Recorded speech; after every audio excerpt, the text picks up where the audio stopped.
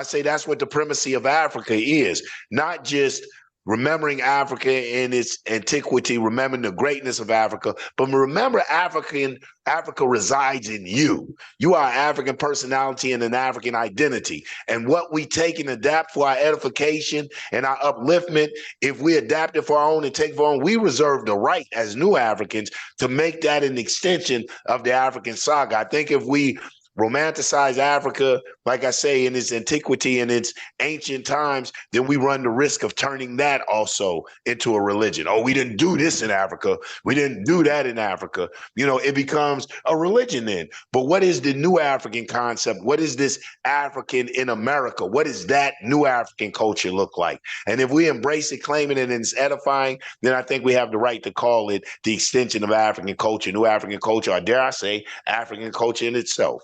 Because I am African. If I asked you to get a piece of paper and something to write with, and to make a numerical list of all the things that you would be willing to die for, how long is your list? Panther 48. Willing to die for. Panther 48. Willing to. Peace and power. Once again, this is your Panther 48. This is your brother Sight calling out of Dallas, Texas. I got my other brothers in the Panther 48, brother Robert Ward Williams, chairman of the San Diego chapter of the Black Panther Party and chief of staff of the Peoples Black Panther Party, headquartered out of Atlanta and chaired by Yanga Nkrumah. I got my brother Ward with me. Peace and power, brother. All right. All power to people, everybody. And I got brother E, our Minister of Information Emeritus, of the Emeritus, as Brother E corrected me, of the Panther 48. Yeah, Brother E real big on language. Our Minister of Information Emeritus and Minister of Information of the founding chapter of the new Black Panther Party, headquartered out of Dallas, Texas, chaired by Aaron Michaels and then by Brother Robert Williams. Peace and power, Brother E. Greetings. And we have a special guest today. We have the brother, the chairman of the Peoples Black Panther Party, headquartered out of Atlanta. We got our brother Yanga Nkrumah online. Peace and power, brother. Peace and power. All powers to the people. Always an honor to be back, man. Always. True indeed. True indeed. And today, since Brother War is Chairman Yanga's national chief of staff, I figured that he might as well lead the interview. So I'm gonna pass the mic to Brother War. Brother War, the mic's on you. All right. Well, we just want to go ahead and get started with Yang. We had you on the show before, but what we want to do is kind of go into some of the stuff that we may have even talked about, but just in regards to just the past few videos we did. So first thing I want to do, Yanga, is tell us a little bit about your upbringing, because you came from a household of two Panthers, your mother and your father. So talk a little bit about that. Just you know, it's like those that know me, I'm Yanga Nkrumah. My father is Chairman Abdul Kahar, formerly known as Brother Ben or Chairman Ben of the Louisville Black Panther Party. They were seven, he and six of his comrades were framed for robbing the Kentucky Derby. They were later known as the Panther Seven. So that's his whole history. A little bit coming into the house, I like the show that you had with that magnetic Allah that was on the show. I thought that was very interesting because, you know, both of us being Cubs but coming up with different perspectives. He came up more in the Nation of Islam household and more in Nation Islam. My coming up, though it was Islamic, it was Islam was the social cultural understanding, but the philosophy, the ideology in the house was Black nationalism. So coming up in that house, you know, one of the things coming up as a Cub, you don't know everyone's house isn't like your house. You think everybody knows, you know, about Black power, all power to the people, you know, Malcolm, Marcus, and things of this nature. So I was just steeped in that type of ideology, that type of energy, that type of just everything. So it was just a natural for me. I went through, like a lot of people go through, you know, if you're the minister's kid or whatever, living the life that you live, getting in trouble, so on and so forth. But as I matured and became an adult, I became a conscious revolutionary. And the things that I had learned coming up and just being in that atmosphere began to kick in, and then inevitably led me to the fourth development, which was the new Black Panther Party. And, as development goes, we see it in the first, second, and the third development. We saw it in the fourth. Things arose, conflicts ensued, and the People's Black Panther Party was born, to make a long story short. So, yeah, that's how we get here. That's how we've got to this leg of the journey. I want to ask a question for you to kind of expound into why you felt the need to create the People's Black Panther Party and the process that you went about doing it. Okay, absolutely. Coming into the new Black Panther Party, my father actually convinced me. He was the chairman of Cleveland, Ohio. He had come in the new Black Panther Party. And Cleveland, my father being original Panther, kind of inoculated Cleveland. I didn't know much of what was going on until I became a regional and then moved to Atlanta and became the chairman of Atlanta, Georgia, for the new Black Panther Party under the leadership of the of the national chairman at that time, Dr. Malik Zulu Shabazz. And I don't know if people know the history. We had our issue with that. We had the split with Crystal Muhammad. I don't really call it a split. It was, a declaration of separation. We thought some things were going wrong at that particular time in the formation. Dr. Shabazz had declared martial law. The revolutionaries weren't having it. So it just ended up leading to, some cities and some very strong comrades making a stance. So we made that stance. Crystal Muhammad, out of that stance that we had made, Crystal Muhammad emerged as the national chairperson. From that, I think, learning. We had some learning to do. So just coming up a hardcore revolutionary, I had some differences in ideology, methodology. I saw a lot of like what you guys was talking about. I saw a lot of the Khalidism, a lot of the Malikism, and it was just hard to get through. And then that with us not evolving to a revolutionary character, not battling the ego. We don't know there's a lot of morals and ethics that go into being a revolutionary. War and I were talking on the phone one day, and I said, War, what I began to preference my speeches with is that revolution is an adult conversation and an even more adult action. So I just didn't see the maturity, the adultness in it.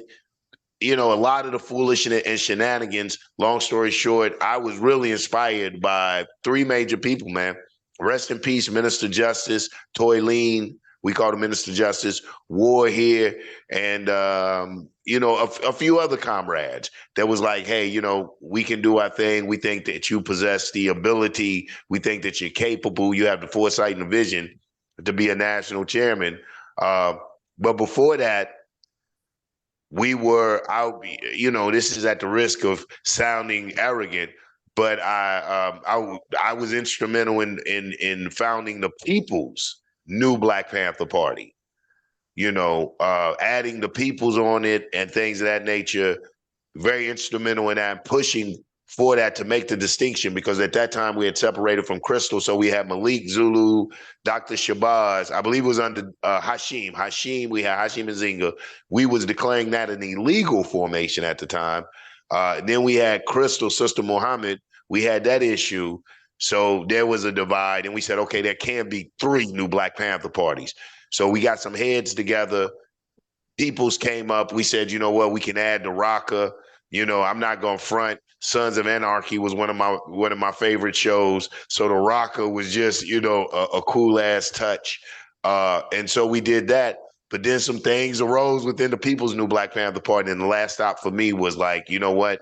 We need a People's Black Panther Party that is not solely based on just the defense apparatus or the defense mechanism, that is politically inclined, there to set the political direction, but more importantly, to train officers and train people in revolutionary thinking to go in and to fill these functions and do these duties. So War and I have trained people in the People's Black Panther Party, in my conclusion, and other parties like their style, and we encourage them, hey, okay, we'll join that party and do the Johnny Appleseed. Maybe you can begin to spread revolutionary theory, revolutionary ideology, and end some of the corruption. So that's largely what the People Party does, and the function of the People Party is to act as a training mechanism to get some of these people right. And I don't call it poaching.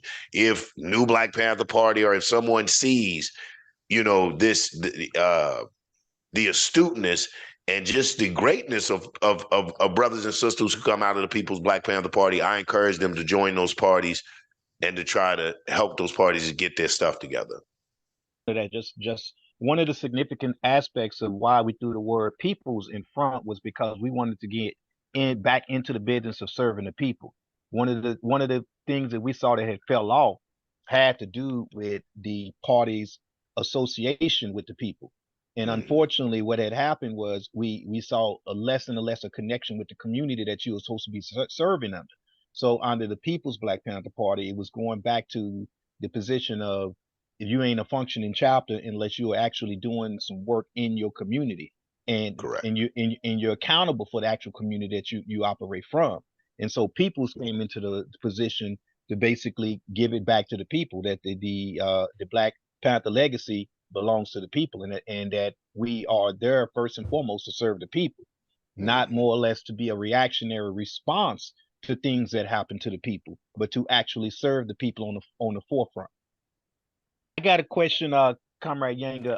Yes, sir. In regards to Abdul Kahar, your father, what kind of things was he attempting, or can you speak on what kind of things were he attempting to bring to the New Black Panther Party when he was a chairman? I think you hit on it. One of the reasons that we call ourselves people, Abu, at Chairman Kahar, sometimes you may hear me slip into the word Abu, which just means father. Abu was about bringing social programs, like you said there again, reintroducing the Black Panther Party to the masses of the people through social program and social engagement. So we had one of the first things that he had accomplished was getting us a headquarters, a substantial building, a place of operation where people could come and go to. Then we began to run programs out of that. We assisted with, one of the things that I loved about Chairman Abdul Kahar, because he encouraged political education. And the thing about political education is analysis.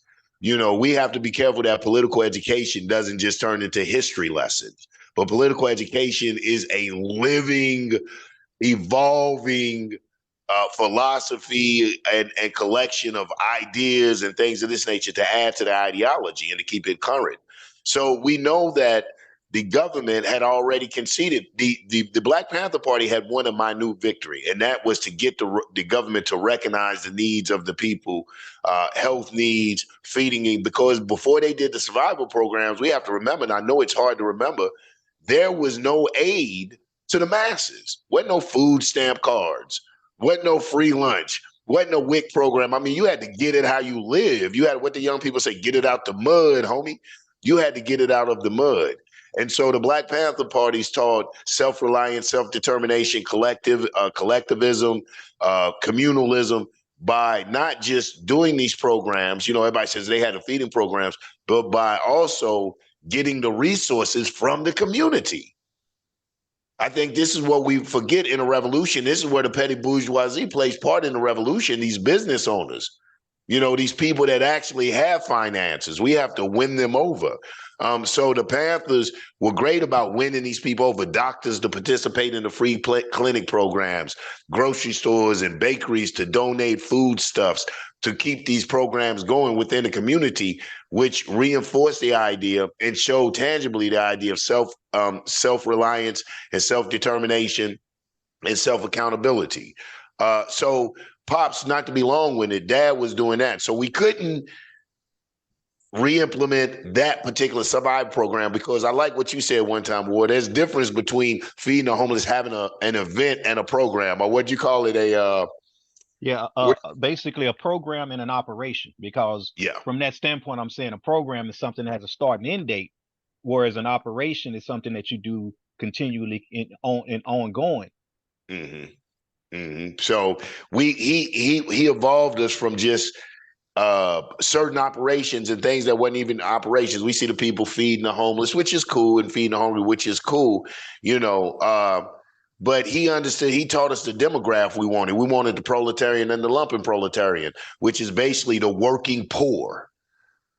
The working poor, those people who are working but still can't maintain, either due to poor budgeting, just not knowing the system. We did things like assisted elderlies with, in Cleveland, they have these programs when it gets cold, heating assistance and things of that. And will you be surprised how many people can't fill it out because maybe not understanding the application, or, sitting with someone and helping them goes a long way. We had what we call guerrilla cinemas. So we had $1 movies for the homies on the street to get them off. And, it wasn't nothing big. We'd still show Black Panther or, one of these movies. We would have poetry night. We had classes on child rearing for the young mothers. And we would offer incentives to try to get them there. It was a hangout. We'd have sisters around their age, and we have things for the brothers around their age. So these were the type of programs that Chairman Kahar was doing. And through these programs, we would implement political education and just the ideology of Black nationalism and the need for self-determination. Thank you for that, comrade. So yeah, absolutely. Real quick on that note, and I pretty much kind of feel like I know the answer, but I want to hear it from you. Do you think, as it applies to that the essence of that was not, why was that not something that was caught on within that period of time within the new Black Panther Party? Why do you think the emphasis wasn't to connect with the community like that? Yeah, I can keep it real, and I know a lot of characters maybe. At one point in time, my father was silenced. And I remember when they had a convention in Atlanta, and they wouldn't even, he had come to Atlanta, they wouldn't pick him up. He was told not to speak. The word had gotten around that Abdul Kahar is not to speak. I honestly believe at one point in time, because there was, especially on the East Coast, there was contingents. There was a contingency. There was a headbutting, if you will. Like, I love the video, what you were talking about, and I respect, rahimahullah ta'ala, I respect and love Dr. Khalid Muhammad. However, there was a clash between revolutionary ideology and Khalidism. I went through it when I was the chairman of Atlanta, Georgia, between certain loyalists and the revolutionary ideology. I think my father was a beacon of that. I think that Third Development Panthers coming in the new Black Panther Party was a threat to the hierarchy and to the way that they wanted to run it, because the revolutionaries had a problem with these things. And I believe that my father was a threat, and that he wasn't afforded the opportunity to teach and to utilize the experience and the wisdoms that he has. You know what I'm saying? There's no way. I was surprised that he wasn't made some type of national instructor, or given some type of, position that at least people had to go through to obtain a certain status or standard or station within the party. But for the most part, he was really hushed and just used as a puppet when it was time for someone to kind of lend validation for themselves. Like, I would see certain officials getting pictures with him and pat him and put it, hey, man, is Abdul Kahar, original Panther. But that's as far as that went, So I do think it was a move to expel the more revolutionary element out of the new Black Panther Party. I mean, that's my stance on it. So do you, from the standpoint of local autonomy, was that much still in the play though? Was he able to operate his chapter like he wanted to? He was. I think that was the saving grace, the local autonomy. But as I think as notoriety rose with certain officials, as people began to move in place, because I was part of the Midwest region in Cleveland. I watched the Midwest region just crumble. Because like you said, we had that local autonomy. We were building from bottom up. When we had a certain hierarchy come in place and loyalists came in place, we lost Chicago. We lost Brother Ephraim out of Chicago. St. Louis, and you know how hard it was to get Chicago, but we lost Chicago. St. Louis was iffy. Cleveland was just holding on But Cleveland was holding on because we had the likes of Brother Kareem. We had Najee running his butt back and forth from Atlanta to Cleveland. So we, so we had some of these people that still kept us in the game or kept us on the radar in that particular structure. But had we not had those people, I think that Cleveland would have faded on to oblivion.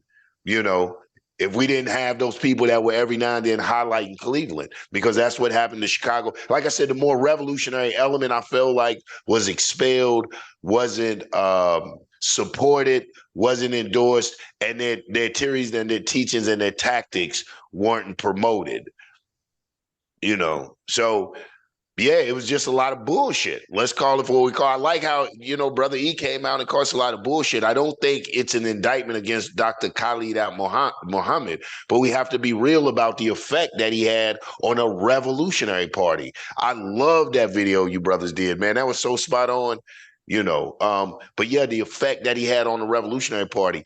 I like what the brother talked about dialectics, because in dialectics, and I'm not going to be long-winded, war. You know how you and I get when we get on here, brother. The other two can just, sit back. I'm just playing. It's like, but in dialectics, we know that it isn't just good and bad. In dialectics is the study of contradictions, but it's also about objective and subjective. And I don't think a lot of people, when it comes to Dr. Khalid Muhammad, can be really objective. But when we look objectively at what he brought to the party, the influence and the direction, it led to its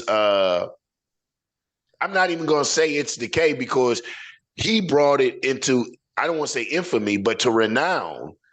But that was just about it. It didn't have any substance to hold it at that state. So, and like I said, you had people rise into the ranks. I think you guys said that in your show, rise into the ranks, and they wanted to protect a particular hierarchy. And so the revolutionaries weren't a welcome sight, and their ideology was not welcome rhetoric. Okay, so that kind of is a good segue to just go ahead and jump in and talk about one of the what I consider to be one of the powerful contributions the People's Black Panther Party had in terms of aiding the development of the Panther. So go ahead and just brief us and go ahead and start running down the political principles of the People's Black Panther Party and let us know more about what those are. Okay, so the 7 principles of the People's Black Panther Party. I know largely my political view is Nkrumahism, which is scientific African socialism. Not staunch like that, because I have my problems, which is a beautiful thing, because we're allowed to do that. I mean, even we look at the works of Kwame Nkrumah, wonderful works. However, even Dr. Nkrumah himself says he didn't do enough to get rid of colonialism. So there are some things in African scientific socialism. We look at Julius Nyeri's disastrous experiment with scientific socialism, African scientific socialism. So there are some things that had to be tweaked. But for the most part, Nkrumahism has principles with some tweaking of Black nationalism that make them more particular, more specific to the Black African here in America. I said, this is what we need to adapt. So I adopted 7 principles that we use at the People's Black Panther Party. So we're talking about the 7 principles of the People's Black Panther Party, adapted from Nkrumahism. The first one is humanism. Humanism. And humanism is a system of thought or actions that centers on human interests, dignity, their values, their capacities, and self-worth are all taken to be of primary importance. So this is the summary. But what is humanism? Humanism is that, but humanism, when we say taking the human beings' dignity, their values, their capacities of primary importance, it's also one of the things not in here, it deals direct. Oh, we lost you for a second. Let me get it for a hot sec. Okay. So humanism deals with humanism, the philosophy of humanism, because humanism is a philosophy that stresses individual dignity and worth and capacity of self-realization through reason. self-realization through reason. Most humanists are agnostic or atheists. Most humanists don't deal with the supernatural. It really is about the human experience. Here's where we come in, though, as African people, and I don't want to speak it because that speaks into Black Liberation Theology, where we understand as African people, we naturally have a spiritual component. So we will add the supernatural. 3 points of humanism are reason, empathy, and concern. So humanism is a very big part of material dialectics because it takes into it your abilities, your capabilities, devoid, like it says, of supernatural powers, other things. It looks at exactly what you can do, and it says that any religion, law, or policy should be geared towards the advancement of the human being, the betterment of the human being. That's humanism. Real quick on that one, because I kind of see if any of the member Panther 48 want to add something. But one thing I do want to speak on in regards to humanism, just I like to also speak on the aspects of things that get weaponized against our people. So when we talk about humanism, we can talk about how basically through imperialism, oftentimes the enemy of quote unquote imperialism basically gets dehumanized. And as African people, we see all the time there were a particular group of people, whether we talk about a ethnic group or we talk about a targeting a specific group like the Black Panther Party, to where through the weaponization, they want to separate that group from being human and make that group to be a threat to humanity.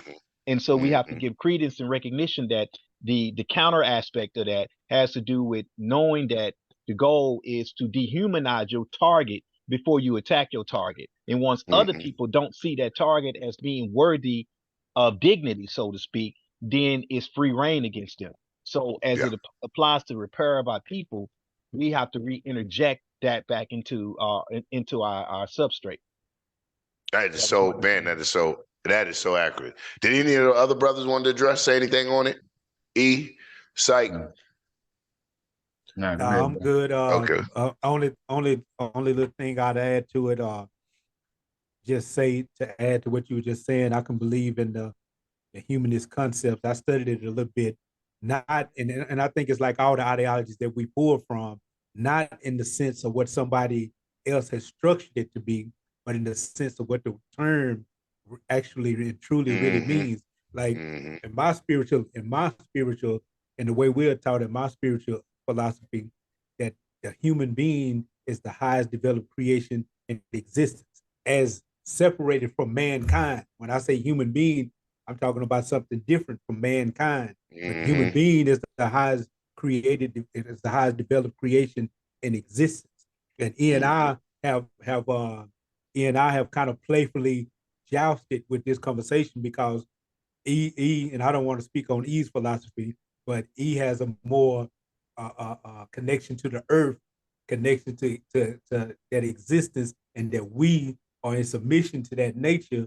And that's not a bad thing to believe, but I tend to believe that the human being and everything else that was created or developed, that the human being from its supreme mind state, not in this incarnation that we in now, but in this supreme mind state, created everything that we see, the earth, the sun, and everything else to serve him or to serve this vehicle that he would create in order to walk the planet with. But I'm not going to go into all that. But that's the way I That's see interesting. something like humanism. Yeah. Well, and I would clean it up for you a little bit there, Psych. When you say serve and all of those types of words, it suggests separation. And that's where you and I kind of diverge on that. You can't serve something unless you're separate from it. And I'm not separate from the earth. So I can go with you on that. So what word would you use? Well, make the statement again so I can fill it in. I mean, make. Well, maybe when I say serve, that's what I mean. And I'm not going to go there because this is the interview with Chairman Yanga. I might have to. I'm enjoying it. I'm enjoying it. But when I say serve, this is what I'm saying. When I say the human being, I really don't want to go into these spiritual beliefs. But when I say the human being is the highest developed thing in our creation, I'm saying that the human being, as separated from mankind, is the true vehicle of God. And that this vehicle has to start recognizing what it is and then allow itself to spiritually evolve back into what it was. And since this is the vehicle of God, and God is all knowing, all present, and has existed at all times, God knew that his vehicle would need an earth, a sun, a moon, and things like this. And that's what I mean when I say serve, but and because I can't think of a better word to utilize, but that's what I mean, Brother E. I'm saying that the highest developed mind created these things that we see because it knew that it would need these things. So service is the only thing I can think of. You know, we use service all the time. We say the highest job over Panther is to serve the people. So service is not necessarily a bad thing. When we get back around to discussing them subjects, I'm a boy. Oh, he's going to get. Well, you know, when I say humanism, I like the take, and it contains some of what you guys are saying. I think where we may differ a little bit, Psych, is I don't believe in the superiority inferiority. I'm not a black supremacist. You know what I'm saying? I believe that part of the humanism is not just fighting for our rights as human beings, as being, and one, let me say this too, before I go into that. I believe that we're all like, I believe as you believe. I believe that God is the only thing that exists. Everything else is a mere illusion. And so therefore, I believe everything is a part of that. But I believe when we talk about this humanism, when the human being really achieves that state of enlightenment and back to their real human self, they will understand that they are a part of nature. It's just an ebb and flow. You're no more superior than the tree and no more inferior than the tree. The tree has its functions and duties. You know, everything has a function, duty, and its ebb and flow. I think that this European has introduced this superior, inferior type to the way that the way that it's expressed and we understand it now. So the humanism that I also try to encourage is not just us participating in humanism, but letting Black people know that you are a part of the human race. It's like what Malcolm X said, our struggle must evolve to a humanitarian struggle, that there's a crisis of humanity against us. There's a crime committed against humanity, against Black people, much like what we see happening in Palestine. You see what I'm saying? That's a crime of humanity. I tell the people it isn't so much about the Palestinians. It's one about the crime against humanity and the common enemy that we have in the perpetrator. That's what the yell is about. We're saying today our neighbor, tomorrow us. If nobody makes an outcry about the atrocities that's taking place, like blatantly, what is going to happen to us? But really, I believe we've always been a microcosm of a macrocosm. So my whole thing, when I say humanism, humanism contains for us, it's crazy because it has this duality. It contains a humility that makes us one with nature again, and that's our fellow human beings to a degree, and then humanism contains a sense of, I hope pride is the right word, but contains a sense of self-worth, to realize that I'm in this human race too, like the Chinese, the Italians, like everybody else, man. I'm in this human race, and my humanism it should start with me and with the people to whom I belong. So sounds like African-centered thought to me. It absolutely is. It absolutely is. African-centered thought. It absolutely is. I don't have a problem with African-centered thought as a part of our philosophy. A lot of when I bump into the brothers, is the methodology, the expression, but I believe that our thoughts have to be African-centered. Number two, egalitarianism, which we say egalitarianism is a doctrine of the equality of mankind and the desirability of the political, economic, and social equality characterized by belief in equal political, economic, and social and civil rights for all people. That's the short term of it, because really egalitarianism contains, when you talk about egalitarianism, That's the general view, but I'm talking about egalitarianism as a school of political thought. And as a school of political thought, egalitarianism is the philosophy that builds on the concept of social equality, prioritizing that for all people. Egalitarianism doctrines are generally characterized by the idea that all humans are equal in fundamental worth or moral status. And it promotes the economic uplift amongst various classes of society, ensuring quality of income and opportunity. Now, when I say egalitarianism, we have to understand that this is coming from a Black nationalist.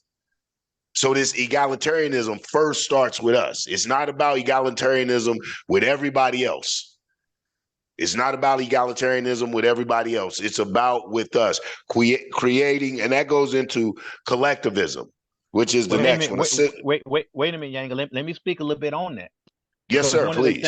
One of the things I touch on as it applies to that one, it goes into when you say the desirability, because that forms and talks about first us realizing that repair must be done for us to redevelop the appetite for us to recognize that we need to deal with addressing political and economic methods, and for us to realize that we do have that right and we should be working toward that.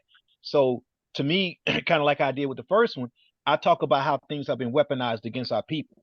And so therefore these principles are being reintroduced to our people from the standpoint of, hey, these are the things that it take in order for us to move to another level.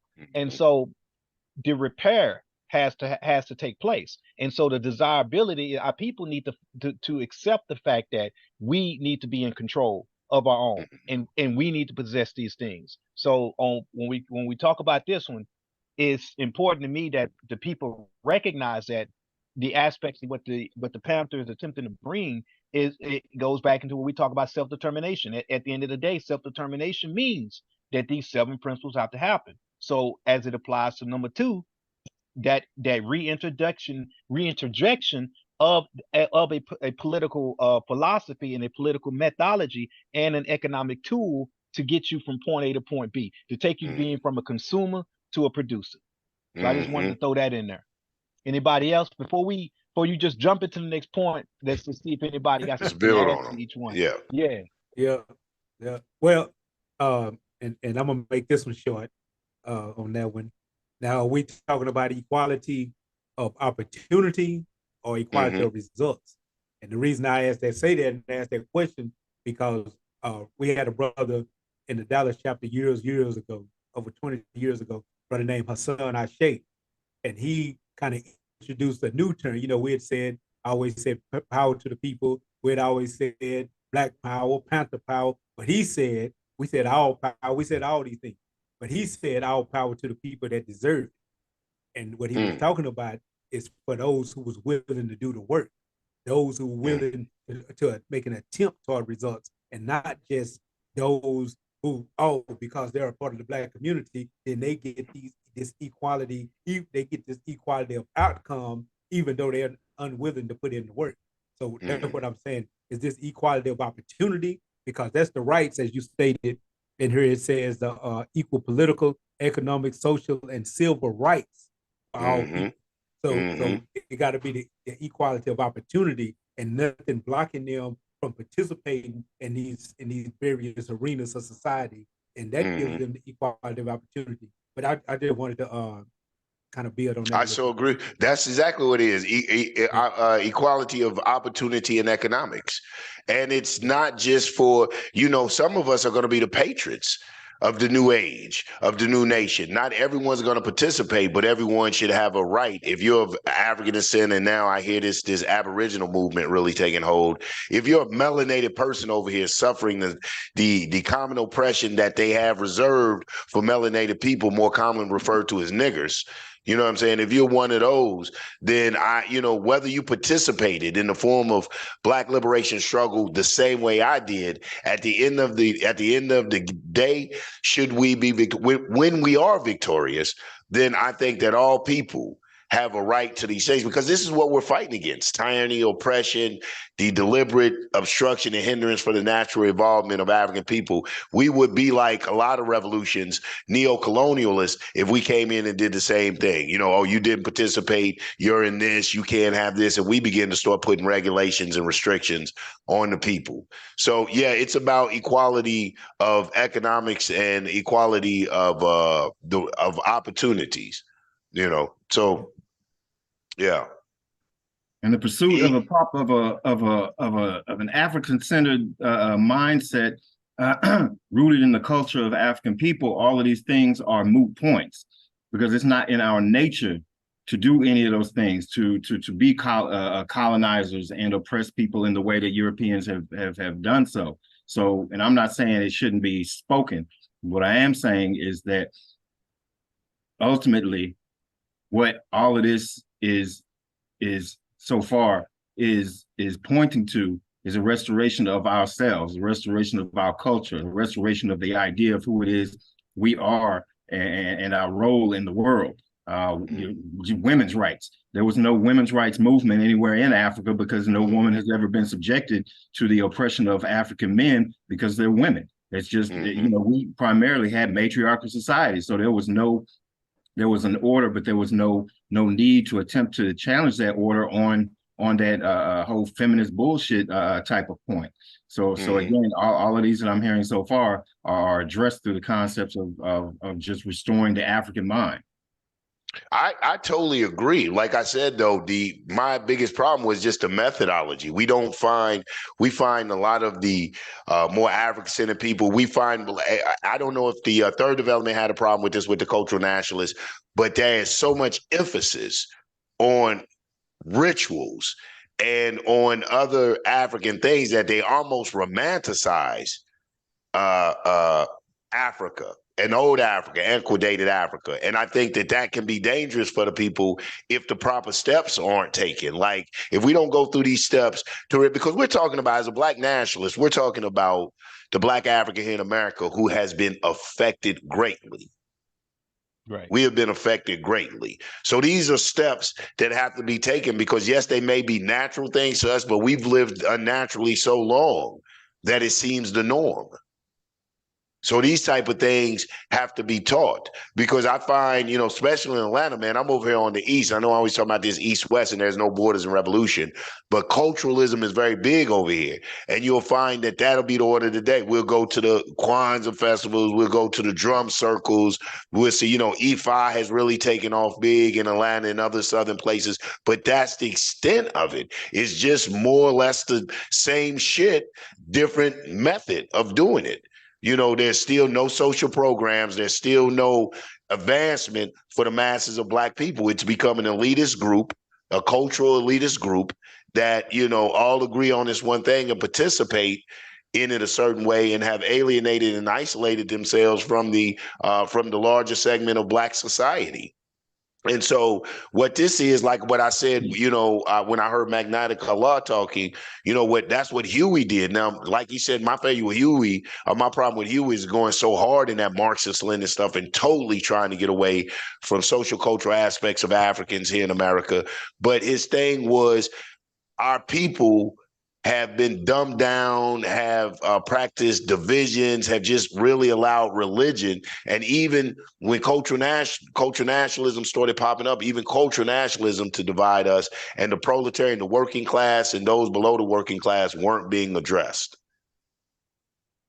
And I would agree with you wholeheartedly. And I think ultimately the issue is, and you said it several times, the words cultural nationalists. We get caught up in pedestalizing and individuals, but not only individuals, but organizations, ideas, isms. We place these things on a pedestal so that you have essentially, may have, and I'm not, you know, dissing any particular spiritual system, but just as an example, because it pops front in my mind, is when I was coming up, the IFA was the cultural expression in Dallas, in the area, the African spiritual science that was most prominent in that area.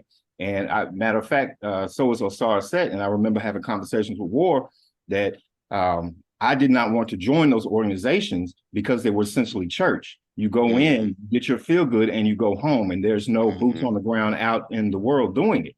However, the flip side of it is had Huey and them realized that feeding the children programs were African-centered. Those were rituals pulled directly from Africa that we didn't realize because we were so fixated on the isms, the Marxism, and every other type of ism, and being that, as opposed to stepping back and saying, whoa, we're actually living what it is the cultural nationalists are saying. So it's bringing it back together.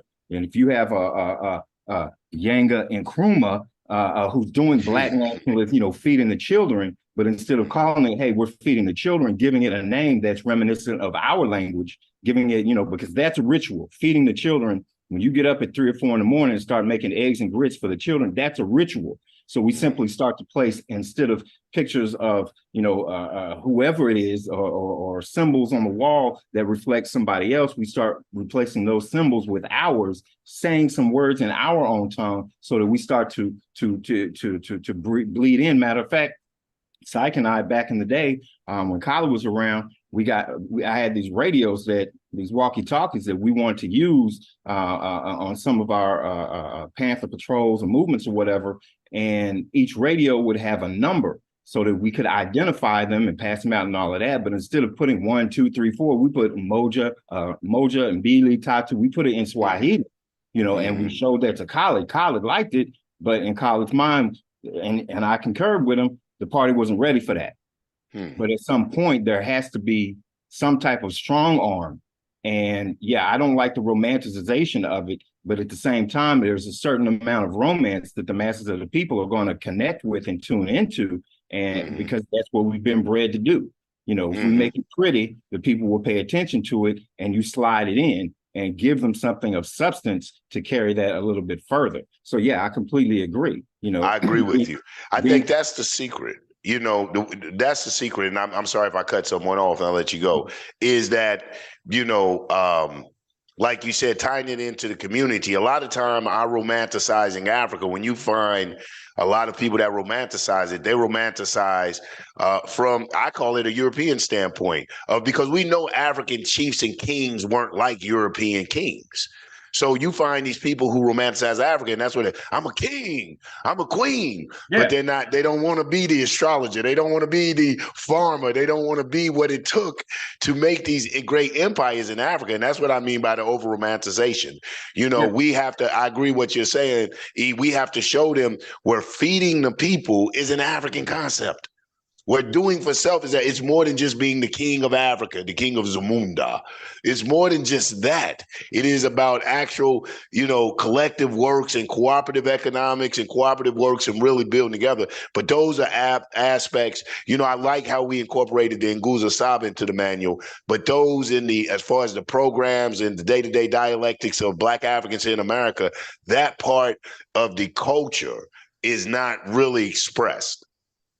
When we think about Africa, like I said, a lot of those people are just thinking king and queen and not really about the makeup of the empire, the diversity, the genius, the ingenuity, the tolerance, the acceptance, the institutions they built to keep these empires intact. And I don't think we really think intricate enough. We just get caught up in the hype. I'm a king. We were kings in Africa. And it's like, I heard someone say, hey, bro, all of us couldn't have been the king.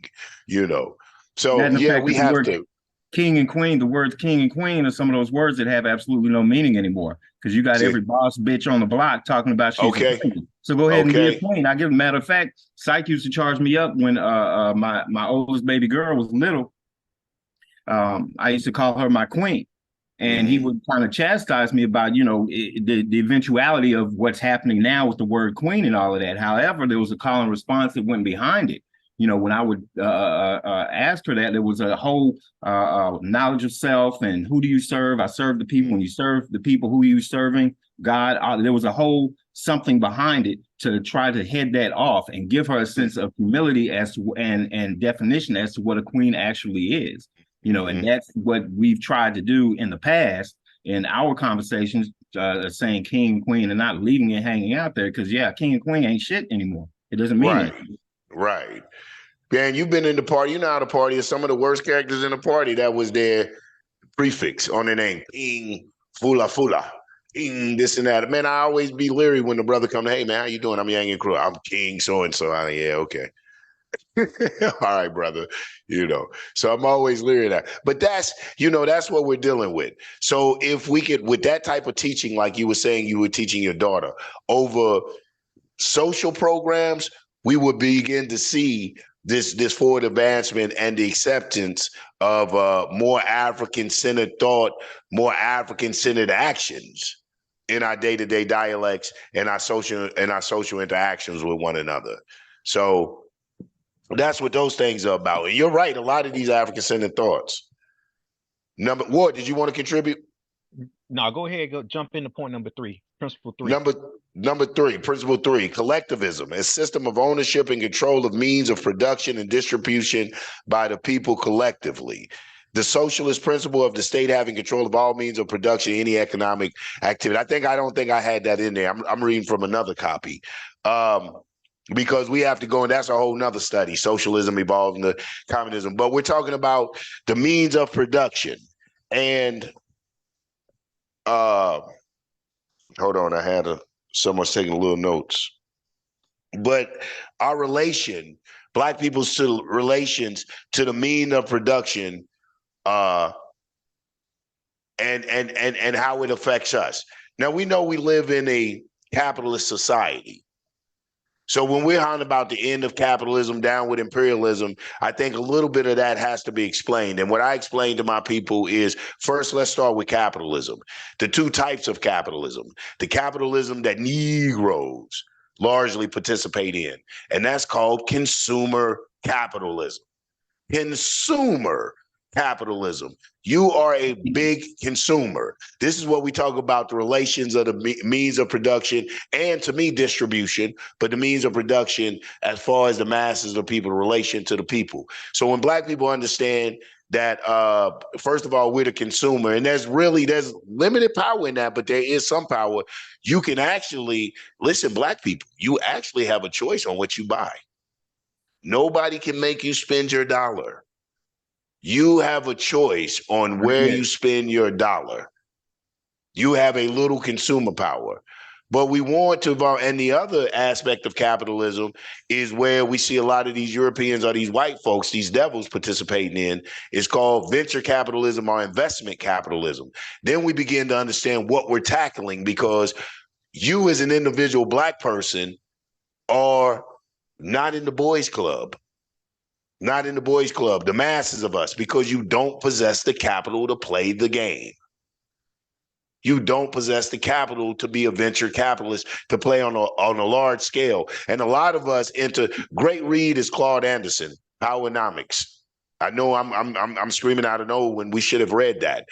And he talks about are coming in and individually trying to participate in capitalism. First of all, like he says, we don't have the capital to be venture capitalists. Then your individual self is coming in to a market that is flooding. You can't withstand it as an individual. How many of you have tried to buy Black and go to a Black grocery store and see the prices?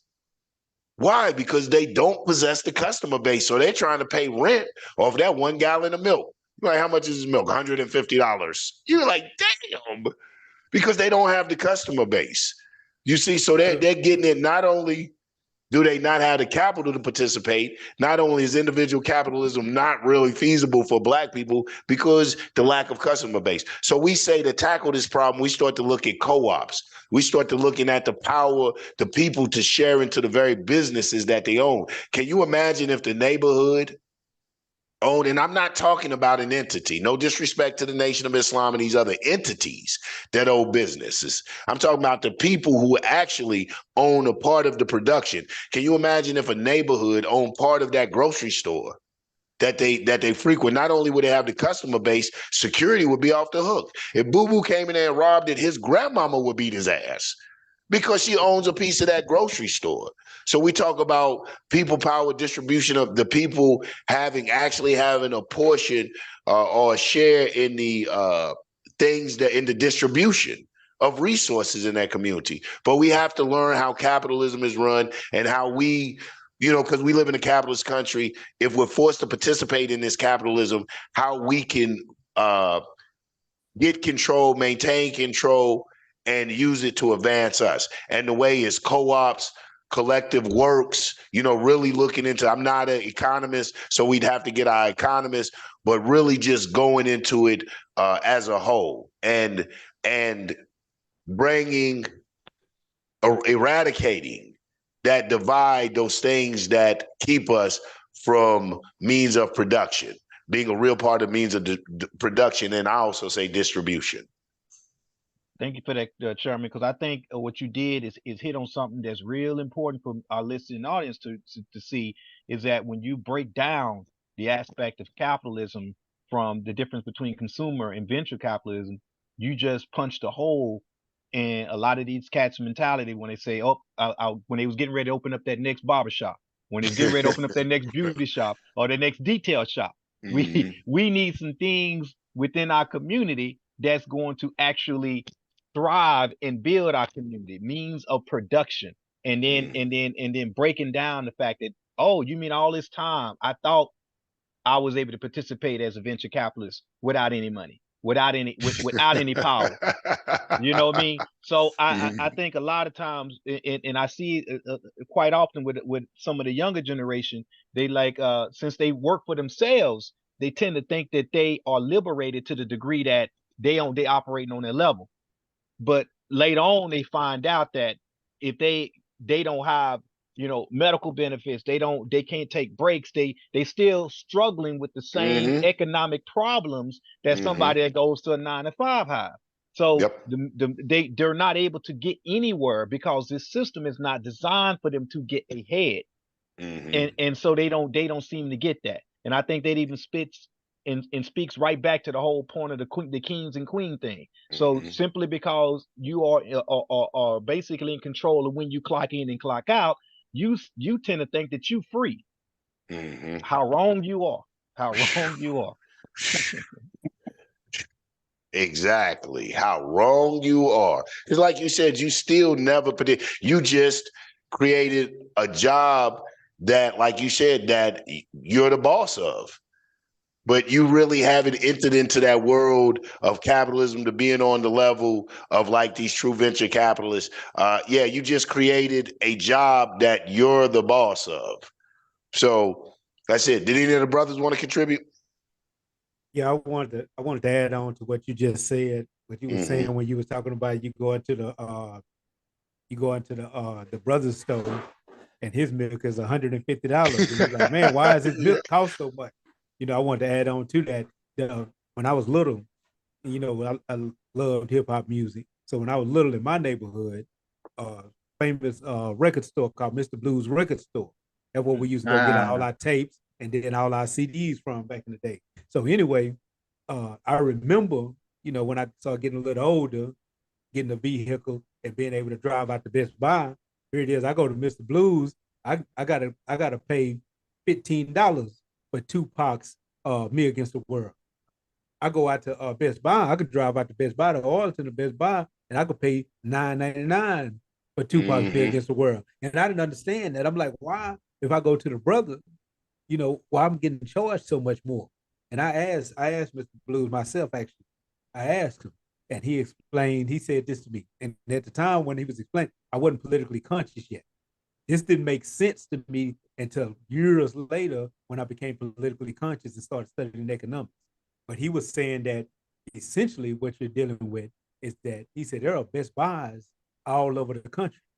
When Best Buys purchase a product, a CD or whatever, they can buy hundreds of thousands of copies at one time, which allows them to get a bulk discount. He said, when I purchase a CD, I got to buy like 100 at a time, which does not allow me access to the same bulk discount that Best Buy gets.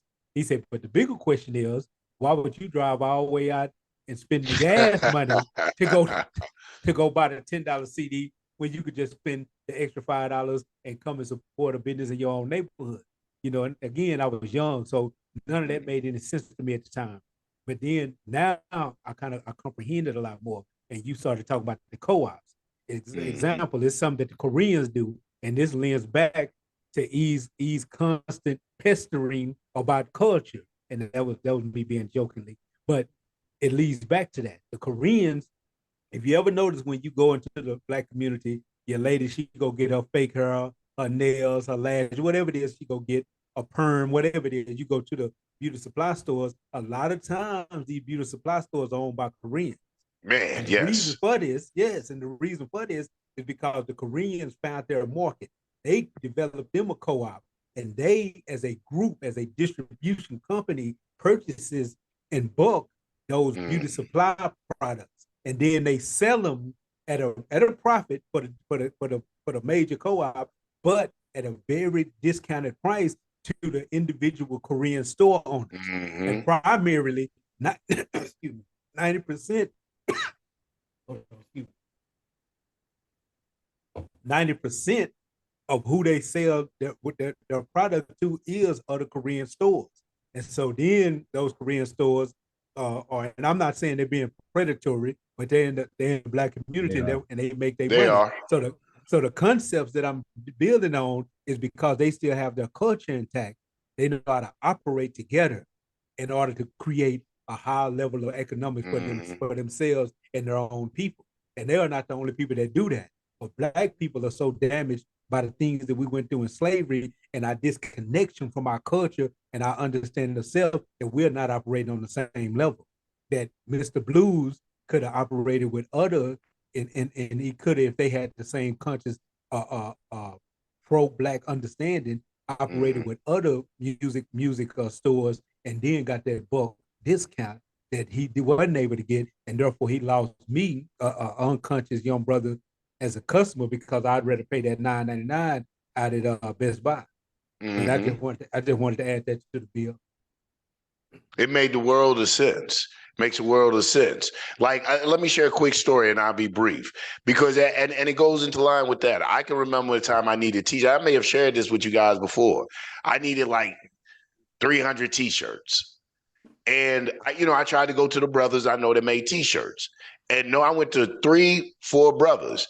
Nobody could cover it, so I had to go to a white company. I didn't have to, but I ended up going to make it simple. I had to go for price and everything, like you said, went to a white company.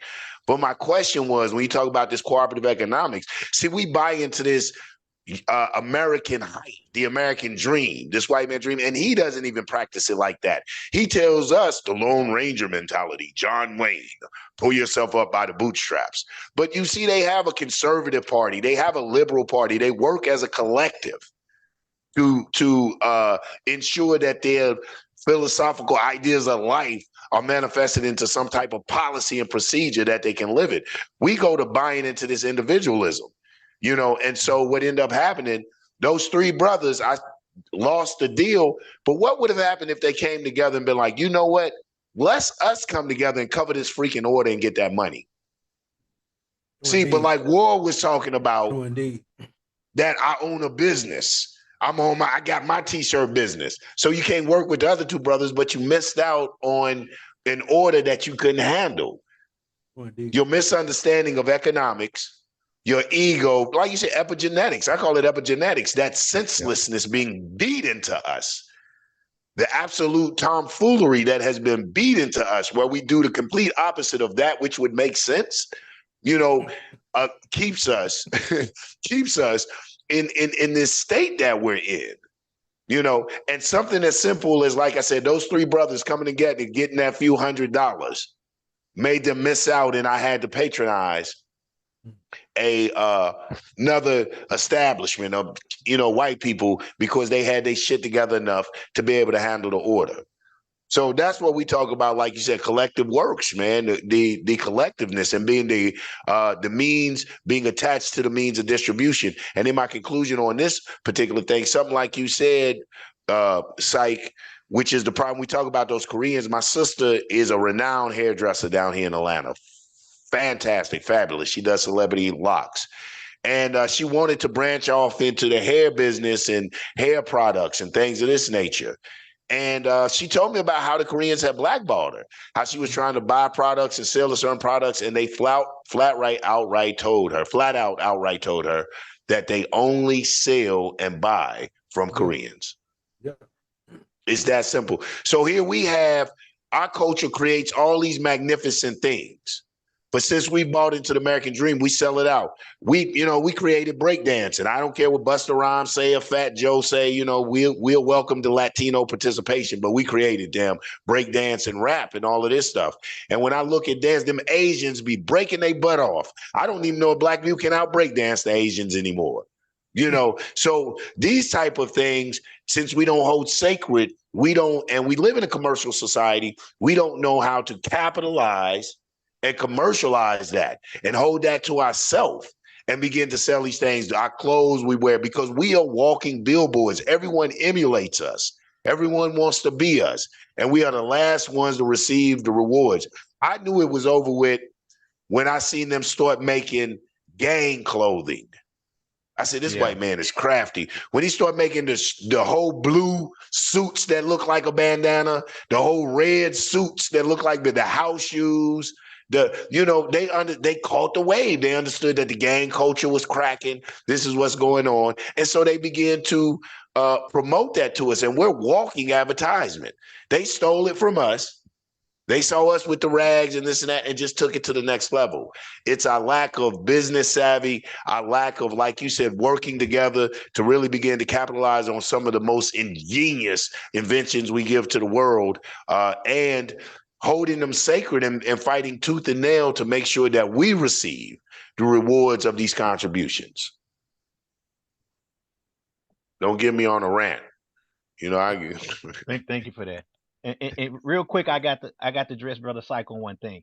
By the way, I had a CD, I think CD and cassette in Mr. Blues record store before.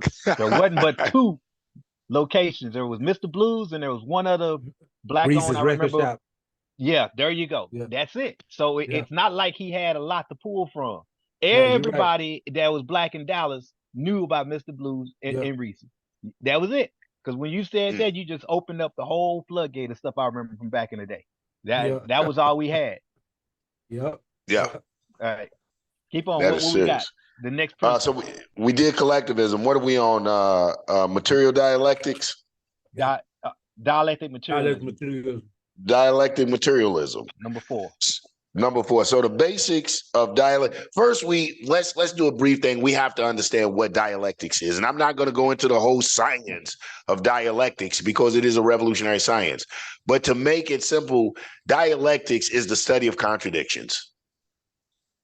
It's the study of contradictions, opposing forces, and what emerges from these opposing forces. So that's dialectics. So we talk about material dialectics.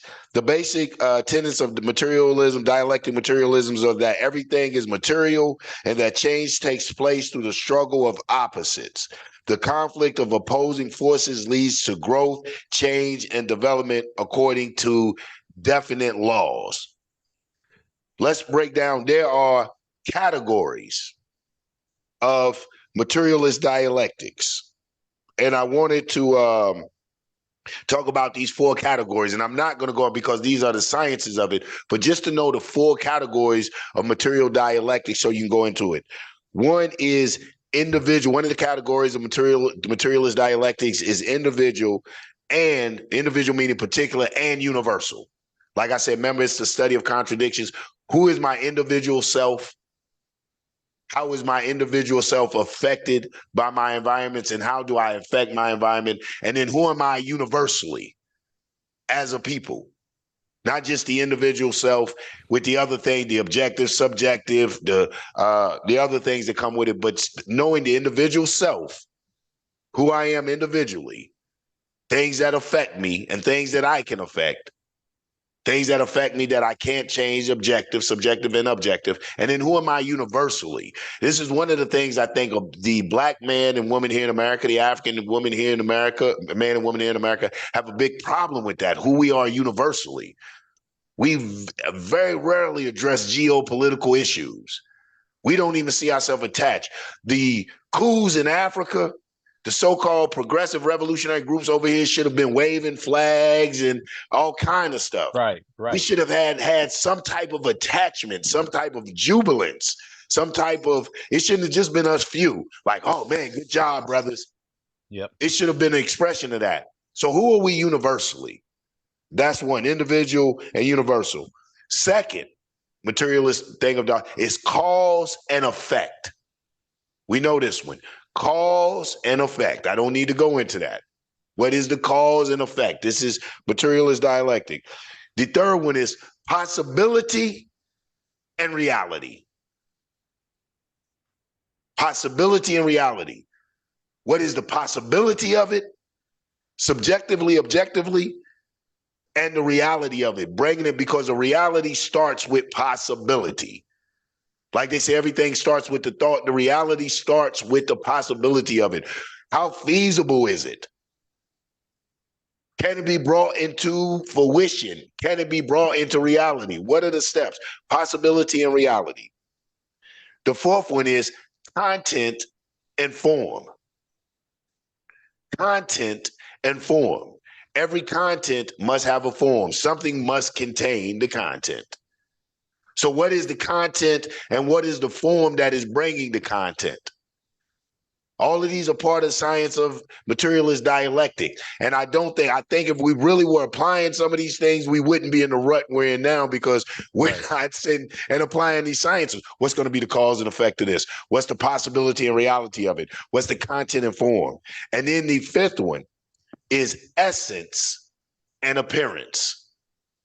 The essence of it and the appearance of it, much like possibility and reality, but essence, the inception, the origin, the essence, what is the bare core of this thing?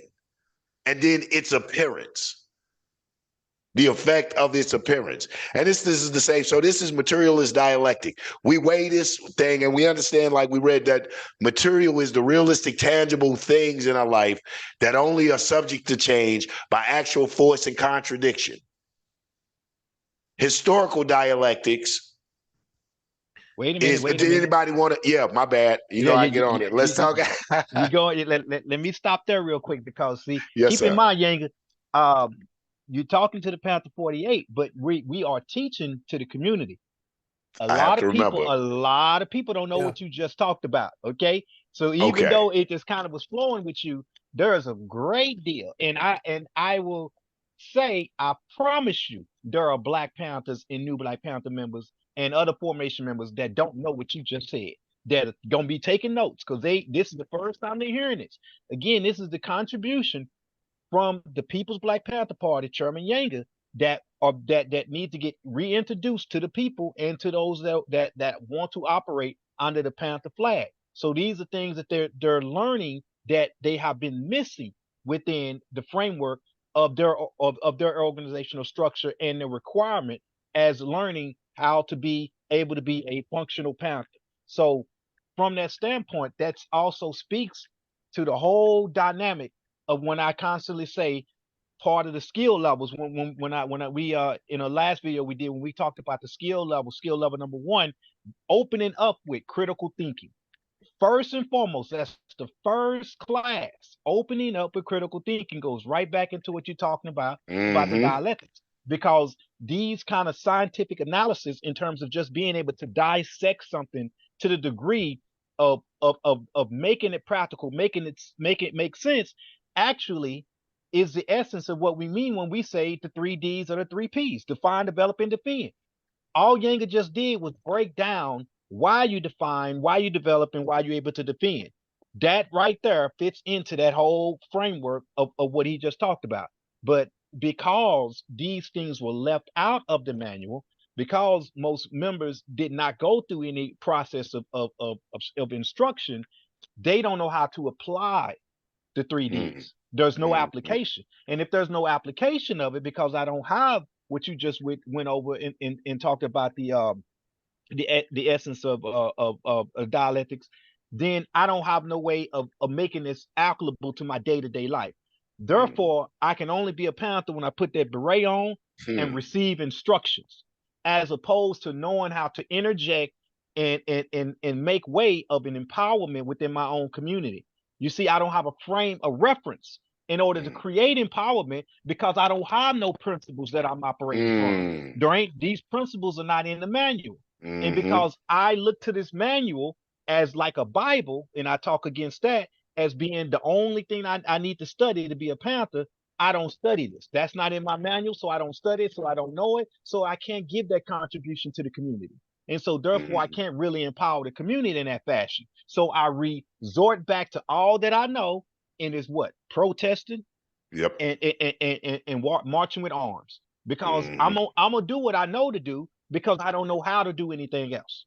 You see, so that's important that you break those things down, even though it seems like it ought to be common sense, just like how when you and E was going back and forth, really talking about all this stuff, really just break down on repairs.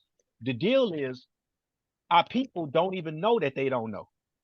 And our Panthers don't even know that they don't know. So a lot of times Panthers are offended by us telling them that they are not operating correctly as a Panther. But so the point is now we're filling in the gaps and letting them know what we mean. And so once we're doing that, now all of a sudden they sit back and they're ready to learn because they took offense and had their guard up at first because they didn't know that they didn't know. You see what I'm saying? So I'm gonna be offended that you telling me I'm not operating correctly in my community as a Panther because you just gonna say that without explaining it. So now we're going into explaining what's being missed. And by doing that, we're helping people to realize not only Panthers, but the community. And as a community, you know what a Panther is supposed to be. So when you see somebody claiming to be a Panther in your community and they're not operating from these 7 principles and they're operating from the information that's being provided to you on the Panther 48 channel, now you can check them. So I just wanted to throw that out there. Absolutely. Anybody else? I totally agree. And you're 100% correct, Walt, that a lot of time we assume that people know what these terms and these words that we use mean, these ideologies mean, and people don't always necessarily know. And I think it's important to point out the fact that dialectical materialism is an ideology that Huey attempted to bring to the party. And at one time he said that dialectical materialism was Panther ideology, was the premier ideology of the party, because Huey was real deep into studying Marxism, Leninism, socialism, and all these concepts and these principles. And a lot of the stuff that he would bring to the party was just simply things that was reworked from those studies.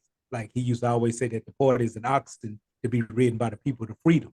And that came directly from Chairman Mao, who said that the party is an oxen. In the Little Red Book, he talked about the People's Party in China was an oxen to be ridden by the people. Why the term oxen was using instead of stallion or horse or things that's more privy to our experience here, and why oxen was using. But Huey took a lot of those types of ideas and those concepts, and you go back into, I think it was it Plato, and one of them white philosophers.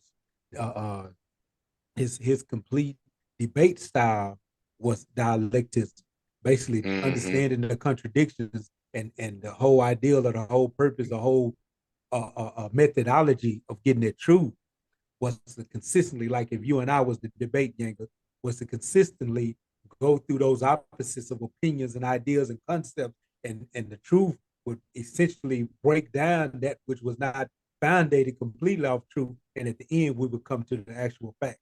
But I just wanted to add that to the bill. I think that if I'm not mistaken, too, I think dialectics was a philosophy invented by this cat named Hierocylus or something to this effect.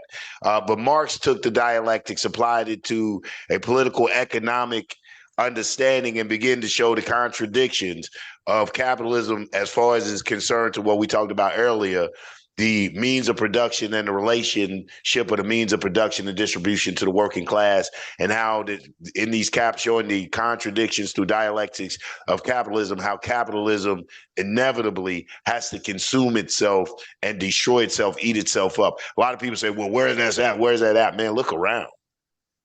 Look at the world. Look at the earth, the exploitation of resources. Look at the poverty. Look at the inhumane treatment of, and there again, I'm gonna go back there. Stop bombing Palestine. That's my disclaimer. But just the treatment of human beings. So we see some of what Marx is saying, Marx and Engels, what they were saying in their manifesto. We can see some of these contradictions begin to come to fruition. One of the things, though, there again, I have to say, because I'm an East Coast baby. One day I'll come on the show, maybe we'll talk about that divide. I came up in the Panther household, and, you know, and I came up when the split, my dad was part of the East. So a lot of sometimes when I talk to brothers and sisters, especially Cubs from the West, there's some differences, not in ideology, but in methodology and some philosophy. To that dialectical materialism conversation, I'm gonna shut up, E, and let you go. But we got to keep in mind also that dialectics and materialism was two separate philosophies. Yeah, and they was brought together. Now they credit Marx with bringing it together, but you know, as we all know, a lot of times if you go back further, you'll always find somebody who actually was the one who created it, and the person that we get a credit to is simply the one who studied it and made it popular. So, but they credit Marx with it. But I said Plato, one of them guys. I should have known that it was Socrates, because another name for dialectics was the Socratic method. That what they called it. Yeah, that was his way of getting to logic. And again, before he come in and try to turn my head off, as I know, Africa introduced philosophy to Europe. So 9 times out of 10, Socrates did not invent it. He just simply made it popular to Europeans. But go ahead, E. Yeah, so I'm gonna need you to apply those concepts of dialectical opposites to your spiritual ideas there, Psych. You know, we'll put that on the back burner. But exactly what the brother was saying insofar as capitalism having to burn itself out is exactly why I don't send happy-go-lucky shit, the links and all of those types of things, because viewed from a proper perspective, all of the things that are happening in this country culturally and socially and all of that shit are positives, because they are symptoms of exactly what he said. The system is tearing itself apart. And for me, anytime the oppressor suffers any pain, anytime his structure or anything they're trying to do comes under assault, that's cause for celebration to me. So whether it's was it maps, these pedophiles trying to become mainstream, whether it's some dude shooting a bunch of folks up in Maine, whatever it is, that tells to me that there's a signal that this shit is coming unraveled. Because, you know, we said this 25 years ago. Black folk are not going to be the those that set off the shit that goes on. We're not we're not going to be the catalyst for this shit coming apart. And now it becomes more and more evidently clear that it itself, you know, this is the yin and the yang of it. The destruction of a thing resides within itself. And so this country and this society and this culture is ripping itself apart. And so all of those things that I like to highlight, and that's why I stopped sending you stuff, because you complained about it. So I ain't been sending links and shit. But all of these points, whether from Palestine to the alphabet soup people and Dave Chappelle getting into it with a heckler once again over, you know, some nonsense comment about Palestine and Israel. All of those things are signs that this shit is unraveling. And so in my mind, rather than stand on the forefront and try to be that catalyst and try to make it go in a particular direction, it makes more sense for us to circle wagons, get our shit together so that as it unwinds, we're able to maintain our footing and whatever there is to come. You mentioned earlier, Yanga, about how we have a particular power insofar as how we spend our money. And that is true now, but with the advent of CBDCs that are very much on the horizon, like in a minute, they're going to be here. They're already in other countries. They're already being rolled out. So it's just a matter of time before they're here. We will no longer have the power to decide what it is we spend our money on. They can very well say, okay, you can only spend this bracket of money. We send you get $1,000. You can spend $900 at these stores and $0 at these stores. Oh, that's a black store? We're going to take that off. You can't spend money there. and there's ain't shit you can do about it. Nothing, as long as you are invested in the system, as long as you are invested in the capitalist mindset. And so that, and then you start to get into things like crypto and even more so silver and commodities, gold, that are outside and producing for oneself. But, and you mentioned it, and I'm glad somebody brought it up, but the whole culture of individuality is, and we talked about it before on the show, is the obstacle. We can't unite individuals. It's an impossibility. So until that mindset changes, so that mindset starts to see that we are not in this by ourselves as individuals coming up or falling off, either way, that we are a unit and we have to perceive one another as a part of that whole. We're going to continue to run after these things and be manipulated and flushed down the toilet with the rest of this individualist system, because we have to also link that shit to capitalism. Capitalism is the economic expression of the individual mind. Individualism, it's absolutely. about you coming up. It's not about the masses of the people coming up. It's about you as an individual getting what you can get. That's it. There is no collective anything about capitalism. Fuck you. I got to get mine. That's it. That's it. Profit over people. I tell people all the time, capitalism is why you can ride through my neighborhood and see a home with no occupants, and then ride under the bridge and see people with no home. Yeah. How the hell does that work? That's capitalism. You know what I'm saying? I mean, a banknote really denotes whether we practice humanity or not. We have so many vacant homes in the neighborhood. Not anymore. Gentrification is a beast. But we used to have vacant homes here, and I would go and ride through Atlanta and even at times do things to help the homeless and see these people with no homes. And I'm like, how do you have a house with no occupants and then potential occupants with no home? Right. Capitalism, profit over people. Like you said, man, that individualism, the philosophy of individualism, I got mine, get yours, whatever, really has killed that African in us, that we can ride by that, and not all the time do we have money to help. And sometimes, yes, they have mental illnesses and they made bad decisions.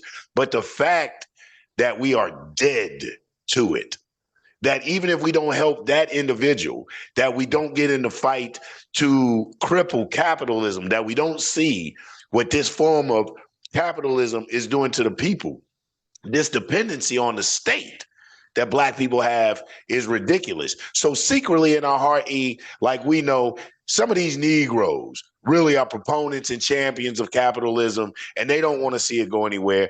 I'm going to quote somebody, and I know I probably shouldn't quote him on here, but Hitler said it in his book, Mein Kampf. He said, when you take over, those people who are employed by the state and get benefits from the state have to go. You know, the capitalist mindset, the contributing and wanting to see more of it and the promotion of it really has to go. That isn't the petty bourgeoisie. That's another, because we're going to need them in the revolution. But the philosophy, the adherence and the promotion and the participation in capitalism as it stands has to go, especially amongst us as African people. And that's a part of the dissonance that comes along with individuality. I can go to church and talk about a man named Jesus who did everything for his brother, but then turn around and, like you said, walk down the street and see homeless folk and pay no attention to it. Pay no attention. I can continue to buy my iPhone, even though I've been made aware of that these little Chinese kids are making this shit in sweatshops for pennies a day. And people, it's so bad that motherfuckers they have to put nets around the dorms for like Foxconn and them have these they have their plants, and the people that work in these plants live in a dorm, a centralized dormitory, and they have to put it's like an apartment building. It's basically a slum. It's a ghetto. Like any other like Chicago, the tenements and whatnot. But they have to put nets around these buildings because motherfuckers are jumping out the windows to kill themselves because shit's so fucking bad. You can disconnect from that and continue to stand in line for 8 and 12 and 30 hours in order to spend $900 on something that helps to continue to keep them oppressed as well as ourselves. So there's a dissonance, there's a disconnect from humanity. As mentioned earlier, we've lost our humanity. We don't have it anymore. And the funny thing is, humanity is just a code word for African, because there was a time in history when African was a human being. They were the same thing. There was nothing else. There was just us. So we were human beings. We were the definition of it. And again, Yes, psych, I'm going to pester you about it. We have to get back to that concept and the idea of our Africanness, because that is our humanity. What? And that's what I was saying when I was Yeah. explaining my understanding of humanism. Right. When Man, I said the human being, human and man, and then mankind. Yeah. And I wasn't trying to be a black supremacist to address Yanga. If that's the way it came across, but that it had nothing to do with black supremacy. I'm just stating actual facts. I'm just stating a biological history. I'm stating a geographical history on the planet Earth. That the original human being, the original human understanding that original means origin of all. The original human being, man from the soil, the man of color, was the African who came into being from the continent of Africa, and then his and her travels spread out to the different parts of the planet, and then going through genetic mutations is what created mankind, the different kinds of man. And it's not saying that the mankind doesn't deserve the rights of all human beings, but I'll go back to something that Huey once said when in a speech that he wrote called "The Proper Handling of a Revolution." No, I can't remember the name of it. It'll come to me while I'm talking, because was it the proper handling? It was the proper handling of a revolution. And he said when asked about the whites that wanted to participate in revolution, he said they could, but they would have to basically rebel against their mother country. They would have to rebel against their own culture, and therefore go back to participating correctly with humanity. He said they could never actually be the revolutionaries because they're not actually fighting for their freedom. They would be white mother country radicals, while the blacks, those who was in that state, was revolutionaries because they had no choice but to fight for their freedom. But the white mother country radical basically gets back in line with humanity by going against his own culture, which essentially there is no reason to do so other than the fact that that human part of him has actually come to life, that he says, I would rather go through some of this trouble than still be in line with a predatory culture. And that's what that's what Huey talked about in the proper handling of a revolution. Absolutely. All right, so now are we ready to move on to point number 5? Yeah, go ahead, brother. Okay, I'm just making sure we don't have none of this going on. Okay, all right. That's go ahead, Yanga. Point number 5. Okay, historical materialism. Point number 5 is historical materialism. And what's crazy about this, all of these are in order. We've been discussing these before we get to them. This is just how natural this is to us as African people here in America and to the revolution. It's just a natural process. Like, I like what you said. It's like a lot of times the words intimidate us, but when you get to discuss, they all just fit in or interwoven. But historical materialism is a class struggle between the capitalists and the land-owning classes on one hand, and the proletarian as in the peasantry on the other. To break that down, historical materialism, we know the points of materialism. We talked about that. Individual in particular are universal, cause and effect, possibility and reality, content and form, essence and appearance. How do we apply that to the historical empirical data? And this is what it is. Me, historically, I as a person in universal, how have we been treated? What is the history behind it? Cause and effect, possibility and reality. All of these same principles should apply to our history here. And this is what distinguishes us. This is why I have a problem with Dr. Newton, because I think if he'd applied material dialectics, our historical materialism to our struggle, he would have saw that Marxist, Leninist, socialist shit direction he was going wasn't applicable, because that wasn't our history. Lenin was in Europe. There wasn't the race component. There wasn't the enslavement of Africans. There wasn't the removal of identity, our cultural expression, all the things that are particular and unique to us through historical materialism. I don't think that Huey really took those things in consideration. And I think that, and he was brilliant, but I do believe that if he'd have studied Mao, maybe not from that lens, I think a lot of that came from And I know some third development may get on me, but a lot of that, I believe, came from funding, came from the support, came from them socialist communists being in his ear, those Marxist Leninists being in his ear, and they can be seductive. I remember the Communist Party USA sent their number 2 man, Bob Avakian sent their number 2 man, a black guy, man, what was the guy's name, to Atlanta to try to recruit me and another comrade into the Communist Party, because they heard the black socialism, they heard the remnants of socialism. But then when I went to explain to him, as a black man, how could you be a straight communist? How could you deny the fact of race? As an African, how can you say you don't feel your egungun, your ancestors, or spirituality, as more commonly referred? It baffled me. So historical materialism is just that, things that are particular to us, using the principles of materialism to weigh them in their effectiveness in our struggle, how it affects us and influences us in our struggle. When we say the class struggle between the capitalists and the landowners, I'm talking about the petty bourgeoisie. Back then, the landlord were petty bourgeoisie, the artisans and things of this nature. And what happened with the capitalists, it wasn't so much capitalism, but like a monarchy. And these people got tired of the power, them being powerless, everything going to the landowner. So what they had to do is form with the peasantry. They had to form with the peasantry. So what's that relationship? And then the peasantry, like they said, with the proletarian, the landowners, my bad, the petty bourgeoisie had to get with the landowners. You know what I'm saying? The petty bourgeoisie have to get, I'm sorry, I'm slaughtering it. The petty bourgeoisie have to get with the proletarian, the working class.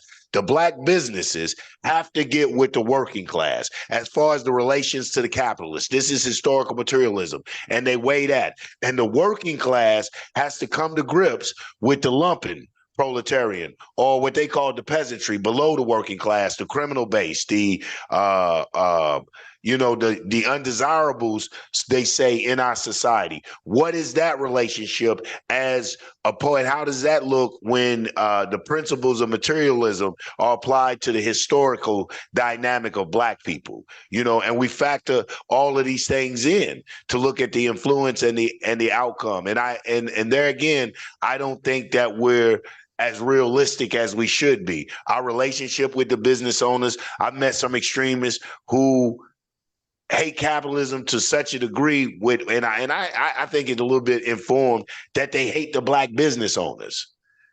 Damn. You know what I'm saying? That they that nigga, this. And then we do have that petty bourgeoisie that have that attitude. And then we talk about the proletarian, the working class, who have the attitude with the lumpen. And the lumpen, the attitude with the working class in our community, and the proximity between the two means that we have to have some type of working unity, principle unity between the working class and the non-working class because of the proximity. You know what I'm saying?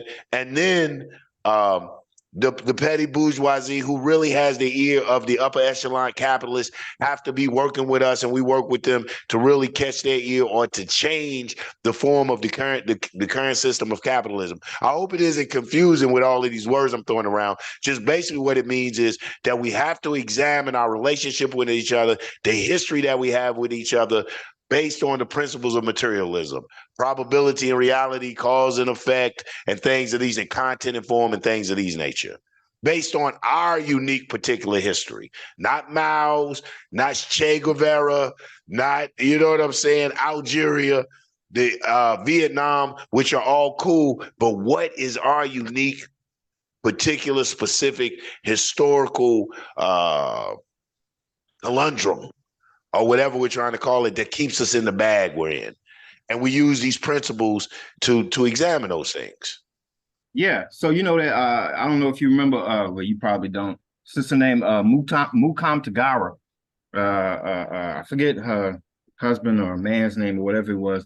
But back in the day, they were from Fort Worth, and they were Pan-Africanists. And it's a sister that, after I spoke with them a few times, found out her government last name. Turns out we're cousins. And It took us going to Africa and all this shit to find it out. You know what I'm saying? And Fort Worth is a small ass town. So it was always kind of weird that was the case. But we bumped heads and never really dealt with each other, in part because my attitude was, you know, Kwame Nkrumah and all of that is great and it's something to be studied. But to what the Pan-Africanists were attempting to do from where I was sitting was take that ideology and lay it over top of our experience. And that's something we can't do. There has to be a cultural context. Again, cultural context of anything that we bring in. It has to pass a certain test to see, does it apply to what it is we're going through. And that's always kind of been in my position, is that there's no studying of our history. And that's one of the areas that the Huey and them, for me, there was always too much of an emphasis on somebody else's interpretation of our shit. You know, socialism is nothing but a bastardization of African communalism. So rather than deal with their interpretation, is why not go back to the original? Why not go back to what it is that made us great in the first place and made them want to steal our shit? You know, so it's still a cultural perspective that, and tweaking that, and fine tuning it has to take a precedence. You know, no matter what the idea is, it still needs to go through the test and see, does it apply to what it is we're doing? And that's something that we don't. A lot of us in the movement don't do that. Like I said, we pedestalize these ideologies just like we do people with the Messiah complex. The complex is not just about an individual. It can be about any damn thing, an organization or idea or whatever. And so we hold them up to be sacrosanct and to be, praiseworthy and above all else. And we end up defending that as opposed to taking that and making it apply to our defense, defending ourselves. So, I agree with you 100%. I forgot the principle, the name of the principle. It doesn't matter. You broke it down. But I'm assuming it fit in there someplace. Man, it doesn't even matter. You broke it down, you know. I can't wait till I get to power, because when I get right, I'm not even recruiting brothers. I'm drafting brothers. So I got you and Psych on the list. Y'all be looking out for me. When it comes to straight just drafting, you know, I'm done asking you brothers, man. But yeah, man, I couldn't put it. Okay, as I know you've been. Yes, they went through that before. That's what war did to us. Hey man, okay. So I know I'm in good company, but I couldn't have expressed that historical materialism any better than, and I concur with E. You know, I don't even think that has to be reiterated on. So that is, y'all shut up so the man can move on. Okay. So I think this is Brother E's, one of E's favorite anyway, principle number 6. Black Liberation Theology. So we know that all religions hold respect for human dignity and virtue, consciousness. Religion is a set of beliefs and principles that affirms the existence of one or more supreme beings. I'm reading from another piece. Supreme beings that govern us all. Both religion and revolution share common values. Both religion and revolution share common values. Revolution is the collective action and struggle of an oppressed people, guided and supported by a consciously planned process, ideology. They are both advocates of justice, peace, freedom for mankind, the nation, and laboring masses. The essential harmony of religion and revolution can only be affirmed in the struggle to build a just society. Religion and revolution, being aspects of culture, can be used both for and against the interests of the people. This is Black Liberation Theology. We understand, taking into consideration, like you was talking about, the historical materialism, that the Black man and women over here have been influenced by other religions, have been influenced largely. They have been oppressors, religions, European religions. Me, myself, I came up in an Islamic household. I grew up a Muslim. And hence, like you say, E, as my coming into African understanding, my name is Ibrahim. Coming into African understanding, I donned Yanga Nkrumah. You know, not ashamed of Ibrahim, just a totally different, I needed a totally different understanding. I needed people to know exactly where I was coming from when I came. But Black liberation theology is how I came up. It spoke to, in our religiosity, it spoke to our humanists. It was altruistic. It was very community oriented. It was very, like my father kept us on a humanist level. It served us. We didn't serve it, if that makes sense. Yeah. Allah, my understanding of me being the incarnation, the inception of God and all that served me as a human being. It was my dialectic to weigh and judge decision-making and actions I would take, but they were all for the advancement of my, here again, that dialectic, my individual and my universal. They were for the advancement of me as a Black person individually and my contribution to me being a Black person in the universal collective of Black people, you know, in Pan-Africanism. So I think that Black liberation theology, it being a unifying part, because it knows that Black people are going to embrace theology. We try to be spiritualist, but we always go back to religiosity. I remember when spiritualism hit, like he said, everybody was hollering spiritualist down here in Atlanta. I'm a spiritualist. You know, I can show my like. I got my little like on. You know, I'm a spiritualist. And it just ended up being Ifa. I'm a spiritualist. And it was voodoo. So they were other religions. You know what I'm saying? So Black people have this propensity to start out spiritual and then end up in religiosity. So Black liberation theology speaks to this inclination of the Black American here, or the Black African here in America. And it's saying, okay, you may have these inclinations, you may have these ties and attractions, but does it speak to your advancement as a Black person? Is it a revolutionary theology? And if you look at your book from this perspective, you can find it, because we've just been taught to look at it through different lenses, you know, and that's just that simple. We can go, you know, and even you, E, this is where you're going to run into encounters when you run across the Black nationalist Muslim. You know, they know it's been Aryanized, the whole thing. I think a lot of us could probably tell you, like you said, we know about the sub-Saharan slave trade and this and that. But as being a Black nationalist, it's hard to disconnect ourselves from Songhai and then the and other Islamic empires and the enslavement of Black, of African Muslims brought over here, and their influence in America. The Black Muslims' influence in America, Black Christians' influence in America, Nat Turner, Denmark Vesey, Harriet Tubman, just these people that had religiosity, but they were Black liberation theologists without even knowing it. You know what I'm saying? So what we're saying is Black nationalists. We're not going to throw the baby out with the bathwater. We're not going to get into that fight about this being the oppressor's religion, this and that. We're going to try to do what the oppressor did to the best of our ability and get you to see it from a Black nationalist, Pan-Africanist lens. And how can it help you individually as a Black person? And that's be also a universal effect as a Black person. And it goes, in my conclusion, it goes to like what you said, E, if we just did that, how can you sit in church all day and hear about the Good Samaritan and how, you know, the man helped them and your neighbor doesn't have to be next door to you and all of these wonderful messages, and get out here and then not transcend or penetrate into your heart because it wasn't given to you with a Black liberation theology energy? You know what I'm saying? Or it wasn't received with that. How can I receive this individually and go out here and make a change? Like I said, you know, yes, I have Islamic overtures because I was raised that, but largely our Islam was altruistic. It was very community oriented. It was very not so spooky, but God is manifest through your actions. And me being a Black person, I was always taught that it starts at home. And home is just not in the structure of a house, but in the community and amongst the people who look like me. So that's my spiel on Black liberation theology. I know this is going to be the good one, so I'm curious to hear everyone else. Well, I'm gonna refer to E and Brother Sight. Y'all touch this one.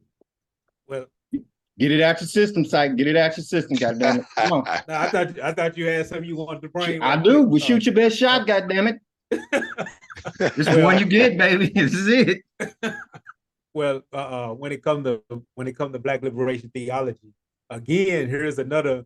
When it comes to a lot of these ideologies, I don't strictly stick to how the ideology itself was formatted. Like I studied Black Liberation Theology from the perspective of Albert Cleage, and a beautiful book that I read. I can't remember the name of it, by his daughter Pearl Cleage, in which I know that the father of Black Liberation Theology, or who is accredited to, what's his name? I can't remember his name. James Cone. James James Cone. A. Yeah, Cone.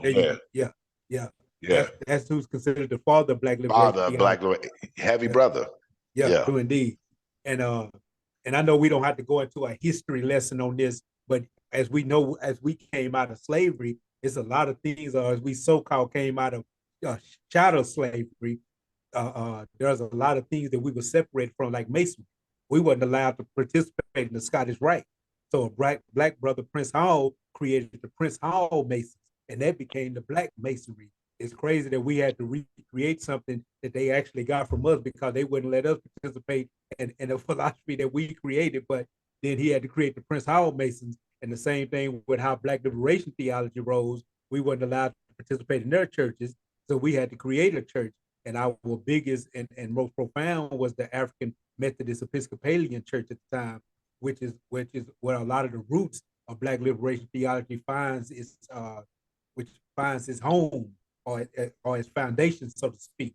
And so when I think of Black Liberation Theology, I remember when I was first studying it, and E and I, we was on the expelled list from the new Black Panther Party at the time, and we was building a structure. We was building and trying to format and organize.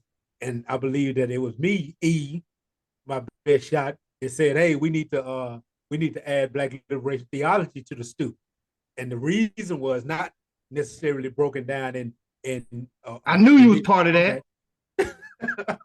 But we understood that while we didn't claim a particular religion, we understood that Black people wasn't walking away from religion no time soon. It simply wasn't happening. I don't care. We understood and knew that it didn't matter how many times we broke down the good ship Jesus, and how religion has been used as a tool for mind control. Try to show it to them through the third movie in the Matrix. All of it, Black people wasn't walking away from religion, because Black people by nature have a foundation in spirituality. And it's hard for us to understand in this day and time, with the present conditioning of our mind. It's hard for us to see the ability to practice spirituality without being in the vehicle of religion. So we was essentially saying that if Black people do practice a religion, then we need to practice it the same way that we practice everything else. When we touch a piano, we do it in a way that you can tell that it came from Black people. When we sing, I don't care if we sing the happy birthday song, we sing it a little bit differently. So we had to approach spirituality, or the crystallized structure of spirituality, which we call religion. We need to be able to approach that from a Black liberation perspective. And if it can't do that, then I'm gonna quote Dr. Khalid on this one. Ironically, he said, I remember hearing him saying, I think he got it from Malcolm actually, but he said, then you should throw that religion in the trash can. And he said, you should stack the trash cans on top of each other, because there's going to be so many trash cans, and try to climb to heaven with the trash cans. Because the trash can will give you because the trash cans themselves will give you more benefit than your religion can, if you cannot look into your book and see your Black self, your Black condition, and your way out of your condition. And that's the way I see Black Liberation Theology. Brother E. Go ahead, E. And see, you say all that to say, that's why my religion is the 5 isms. And if we understand what religion is supposed to do, religion is supposed to be a process. It's supposed to be a directive. It's supposed to be a guide. Was it, they say, call the Bible basic instructions before leaving earth? It's supposed to be, whatever your religion is supposed to move you along a path to a point where you no longer need the external religion to define your connection to the universe. And I say that the isms are my religion, because if we look at it through the proper lens, Black nationalism, Pan-Africanism, Black liberation theology, African-centered thought, we can also substitute those ideas with the under, inner, and overstanding. Black nationalism is an understanding. Pan-Africanism is an understanding. Black liberation theology is an overstanding. You know, Black liberation theology, the Black nationalism gives us a starting point. It helps us to understand our condition and what we're currently going through. Pan-Africanism teaches us that there is an understanding in that we understand with all of those who are going through the similar situation, who are a part of that construct, who are suffering the same ills, but pull from the same genesis that we've come to identify. The overstanding Black liberation theology should, in its best form, give us as a collective whole a connection to the broader universe. It should help us define and to see the undefinability of that connection, whereas African-centered thought is now the application of power. Once we've moved from being under to standing with, we're now able to act on the reality of overstanding. Cats like Prince Hall and all of those cats back in the day, all of those things were a given because they had a cultural context. These cats knew folks who had come from the continent, had their grandmothers tell them stories about the continent. The culture was still, to whatever degree, still intact. You know, the African Episcopal, what is it? The AE, I get all of them letters and churches mixed up. Huh? Yeah, the African Episcopalian, AME, yeah. It was called African for a reason, because that's what we do. We would maintain our Africanness, and at that point in time, it was something to be rallied around and not ashamed of. And, you know, it's just like in the Caribbean with these cats that take, you know, Santeria and all of these others that, okay, we'll take your Catholicism and put this face on it, but really behind that, what we're actually doing is practicing our own Yoruba traditions or whatever traditions that we brought with us that are still intact and a part of it. And we no longer have that. So the religion has become what it's become for white folks. You know, white folks are real good. And this is the idea. When I say that we've accepted their concept of death, it's because we've accepted their superficial perspective of reality. That's not us. We can't stay on the superficial. We've never been a people who have done that. Everything is a profound experience. It's a profound expression of a much more profound reality that lies underneath. And when you take that away and we're just skating on top, again, it's culture and blackface. It's their culture skating on the top, talking about what would Jesus do while letting black folks or any other folks starve and suffer. And that's the European mindset that can allow us to go to church on Sunday and bomb brown people on Monday. And that's what we've bought into. And that's the reality that we deal with.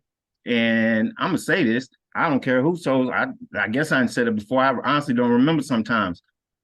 But that's the purpose that's the difference between spiritual science and religion. Religion keeps you in a place. Spiritual science grows you and develops you to a point that you are understanding and overstanding what it is your position in the world is. Once you get to that, then you get to power. You don't get to power understanding something simply by the reality of under. Nothing gets controlled from under. That just doesn't make sense. But what you've understood with it, you begin to overstand it. Overstanding is the manipulation and the movement of the pieces on the board. And that's where African-centered thought comes into. But, and I say this every time we get to bring up Black liberation theology, simply because it's a reality that a lot of us don't want to face, but love Malcolm, love Khalid, but the reality of it is the Nation of Islam is not Black liberation theology. It just fucking ain't. It takes one oppressor's belief system, shoots it to the side, tears it up, chops it up, shows it how horrible it is, then replaces it with another foreigner's belief system. The Arabs didn't love us, don't love us. I saw this dude the other day talking about first time I saw him, I don't know if he's a comedian or what, but he was tearing up some white boy about the whole Palestinian thing. So I looked for a couple more videos of this dude. In this video, this dude started talking about how he was talking about the movie Cleopatra, the Netflix shit, and a whole big controversy about this chick who didn't do shit, and whether or not she's Black or African, and his because he's Palestinian or Arab or whatever it is that no, she wasn't, forget about it. She's this, this, and this. And then he went on to talk about the pyramids and how it's insane to him that we have the audacity to think that those pyramids were built by Black folks. They weren't. You know, Arabs like to say they were built by us. It's nonsense what he was saying, but that's their attitude.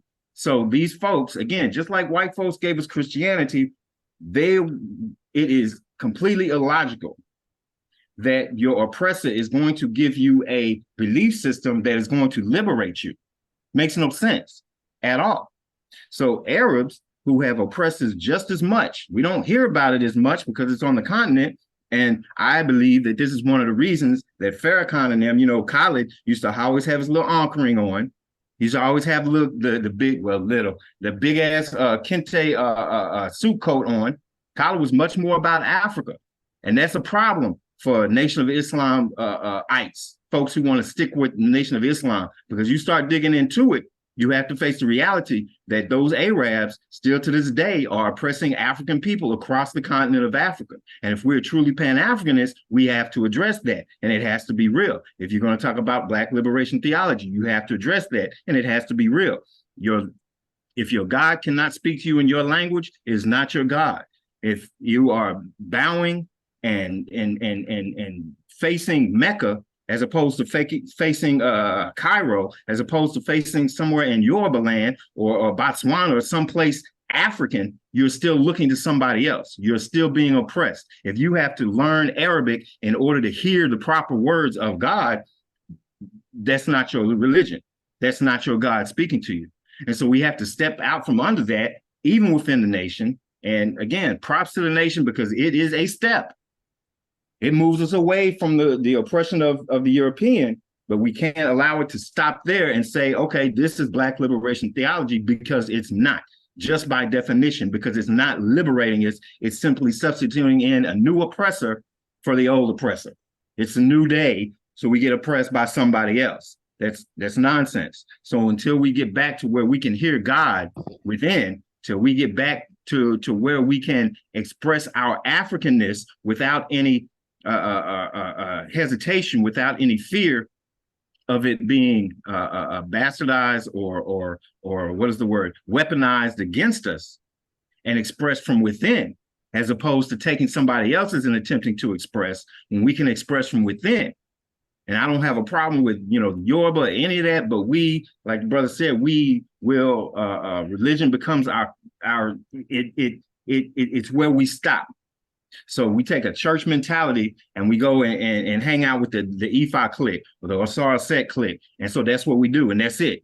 If it's not moving you to put your boots on the ground and change your reality, if it's not getting you up off of your ass to go and fight, remember Jesus, what Khaled like to talk about Jesus in terms of being a Black revolutionary.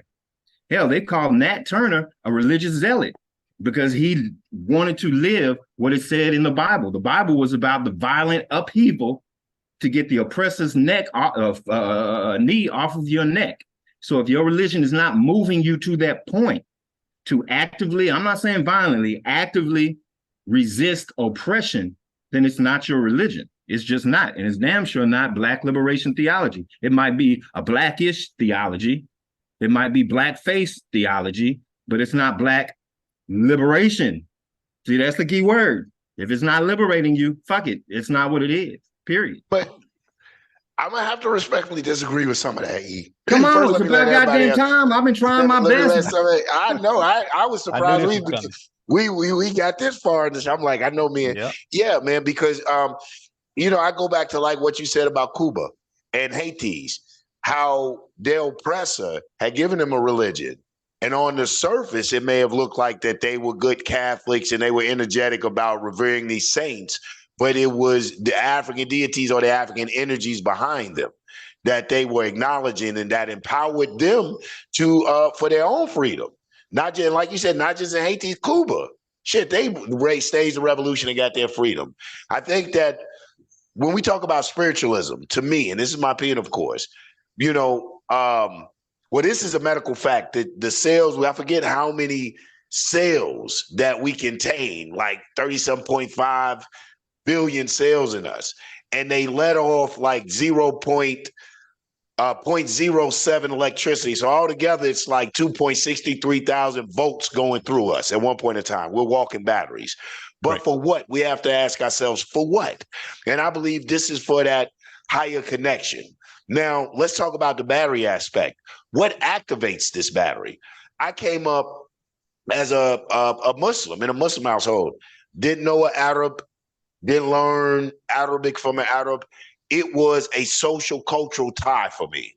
Just like many Christians, it's a social cultural tie. And this was my first introduction to God.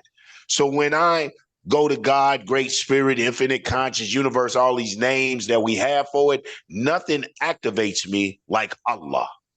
That does something to us.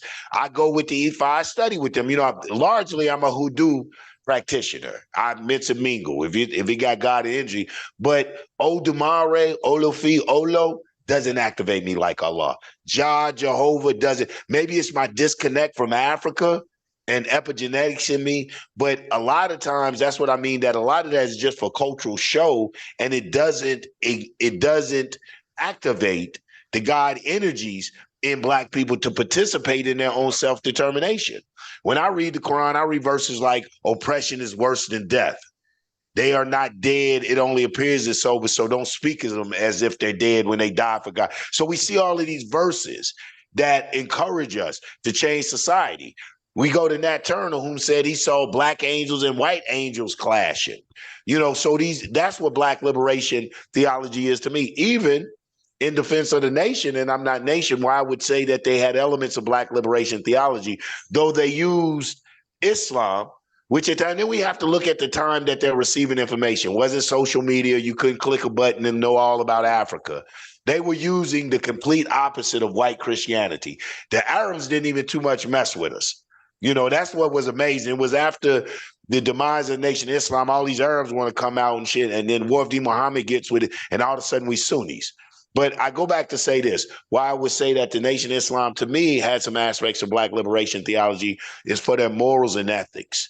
They liberated Black people from chemical abuse, from just a base existence and things that they had embraced as normalcy for Black life. And the Nation of Islam at that time, under Elijah Muhammad, may God's peace be upon him, elevated the Black man. So I would say that it did liberate them from certain ills and certain shackles and bondages societally. Now, revolutionary-wise, did it liberate it? Did it promote that? No, but it did one of the first steps why we believe in Black liberation theology. And we learned this from the third development. Their lack of morals and ethics was a large part of their demise. And like a lot of third development tell me, when you stuck inside those penitentiaries, sometimes revolutionary ideology is not enough to carry you through. So it's that Black liberation theology, that belief in something bigger than you, that you are put here for a divine, sacred cause and mission. And despite how that's reached, sometimes it doesn't reach the people through African language, Odumare, Asar, Set, and those are foreign deities. You know, and I hate to say that. I say that to me. I say those are foreign deities to a lot of us Black Africans over in America. Black Jesus is the man. Black Allah is the thing happening. So it's about getting their participation, incorporating them in. Black liberation theology is saying, hey, you got this religion, but is this religion really beneficial for you as an individual? There again, that materialism, beneficial for you as an individual? And then the greater whole, like Black Jesus said, thy will be done on earth as it is in heaven. So, are you doing what Black Jesus did and ultratism, like I said, which is community involvement, changing the earth into a heaven? Are you a spiritual terraformer? That type of thing. So that's to me what Black liberation theology is. Are you extracting from this something that's going to be beneficial and edifying to Black people? I think that we could argue the fact all day that it was a foreigner's religion. Some of us would argue that this, to us, new. I know it's not new. I know it's ancient, but the information is new information. Doesn't trigger us, doesn't activate us and incite us the same way. And a lot of people that I have seen embrace it is like what you said, E. I mean, you put that thing, man, you articulated it. They embrace it. And you think, oh shit, they in African spirituality, and they're bringing the mosque, the masjid, or the church with them in E5. It's the same. They should have went back to Jesus or Arab white Jesus or Arab Allah, because they're bringing that same mentality. So Black Liberation Theology isn't so much just about the words on the so-called holy book that you follow, but it is about your actions and the actions they inspire in you. Are they proactive or counterproductive? And I would respectfully agree and disagree. What? Because y'all finna go into a long discussion. Man, we finna have on this. the We should have started. We should have subject. started this out with this. Well, I On a told you. subject that need to be its own video instead of letting the brother finish the sentence. See, that subject right there is his own video, because I have a few things that I would like to say on it, but it would deter the truth of the conversation, and the truth of the conversation is supposed to be the 7 principles of the People's Black Panther Party. We'll go on forever on this discussion. Yeah, you made me sick.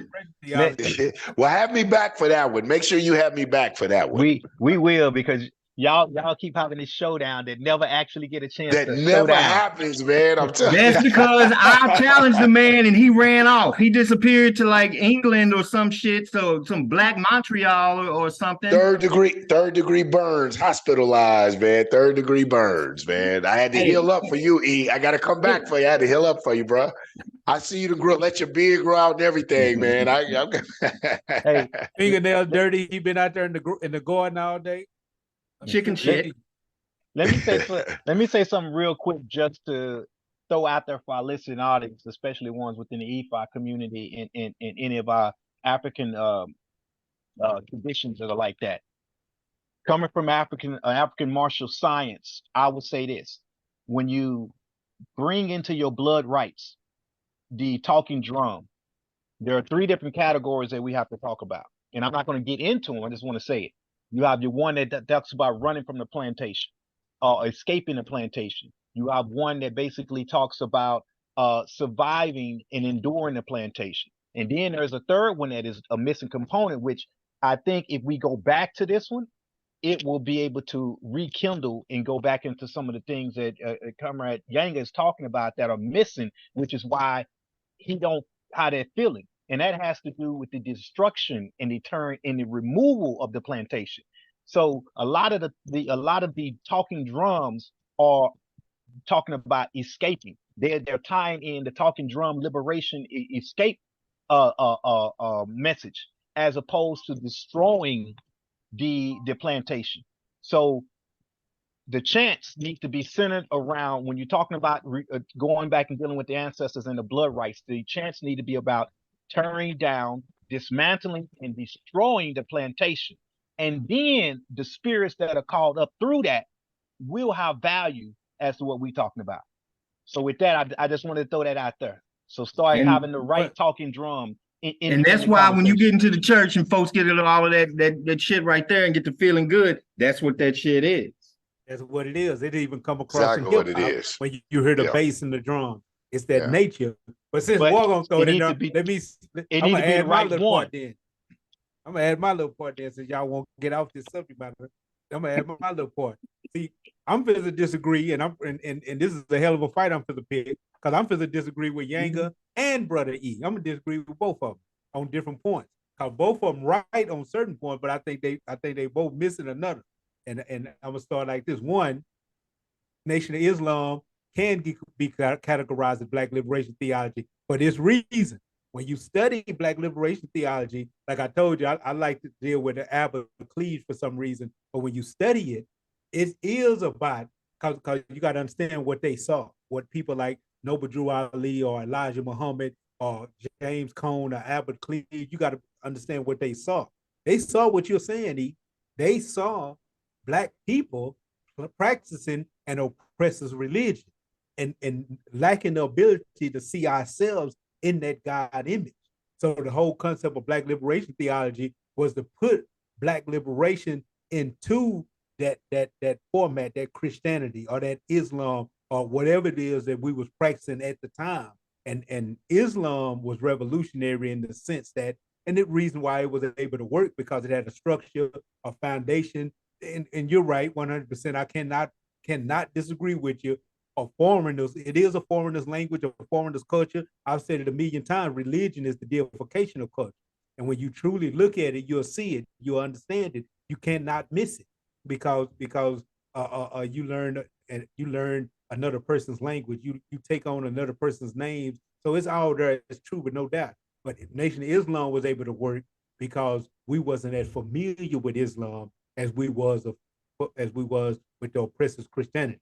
So Islam sounded new. It sounded different. And I didn't want to get into a long historical diatribe about that, but we was introduced, like Yanga just said, the Arabs, I think that was one of y'all, the Arabs didn't mess with us. But Black people was introduced to Islam from the Ahmadi, I believe it's the Ahmadi movement, that didn't necessarily come out of Arabia, it came out of India. And that introduction is how Islam went into what's called a Moorish Science Temple. And that's where Elijah Muhammad and Farad Muhammad was introduced to Islam from that perspective, from that Ahmadi Muslim movement that went into the Moorish Science Temple and then came out of the Moorish Science Temple through Elijah Muhammad and became the Nation of Islam, which is anybody that want to read and get into detail about it can read a book called The Judas Factor. I forget the name of the author, but he goes into that history on that. Now, so from that perspective, but what he is talking about when he's talking about Black Liberation Theology, what he is talking about is where spirituality goes when you're centered on that African thought, when you had an African-centered thought and you're no longer in any way find itself by expressing an oppressor's religion, an oppressor's language, or anything else. You've actually come back to the true self. And I think that's why he doesn't see Nation of Islam as Black Liberation Theology, because in all honesty and truth, you cannot claim that you're dealing with traditional Black ways of expressing spirituality and professing Islam or professing Christianity. There's no and another thing I got to say before I go to my disagreement with Yanga is that I think that the reason why a lot of us took deep hold to those things, because the truth is that original spirituality that came out of Kemet found its way into Israel, which spread its way into Judaism and then into Islam and into Christianity. So we hear us when we don't even know that it's us. We from the inception. Yes, it's us. And a good book to read to see some of those comparisons is Now Valid Contribution to Civilization by Tony Browder. It's a good and simple book to read to give a breakdown of that. Now, that was the only disagreement I had with you, E. Now, but I understand where you're going, and I understand where Yanga is going. But the reason why Allah touches you in the way that it does, because you was raised in it. And that's the way the human brain works. Our human brain, we automatically appeal, the things that appeal to us are the things that we are familiar with. You know, if you would have been raised with the name being Buddha or Krishna or whatever, then that would be the name that has so much power. You ask the average Black woman in the Black neighborhood what name means the most to her, and she gonna say Jesus, because it's what we was raised with. It's what we heard more. So it ain't that the names don't have the power. It's that we're so disconnected from our names, we don't even recognize them anymore. You said a while ago that it's foreign to us. And that's terrible thing. That's my point. That's my point. So, and like you said, we're not going to touch on that's a whole. Please have me back for the show. Another show. Another show. That's my point. The point about Black nationalism, because that's the point, like what you just made. What is the true nature of the Black African here in America? Like, you can introduce me to an African God, but if I'm so removed from that, it is a foreign God and a foreign way. That's we're and I'm gonna end it with that. That's a whole man. Wow.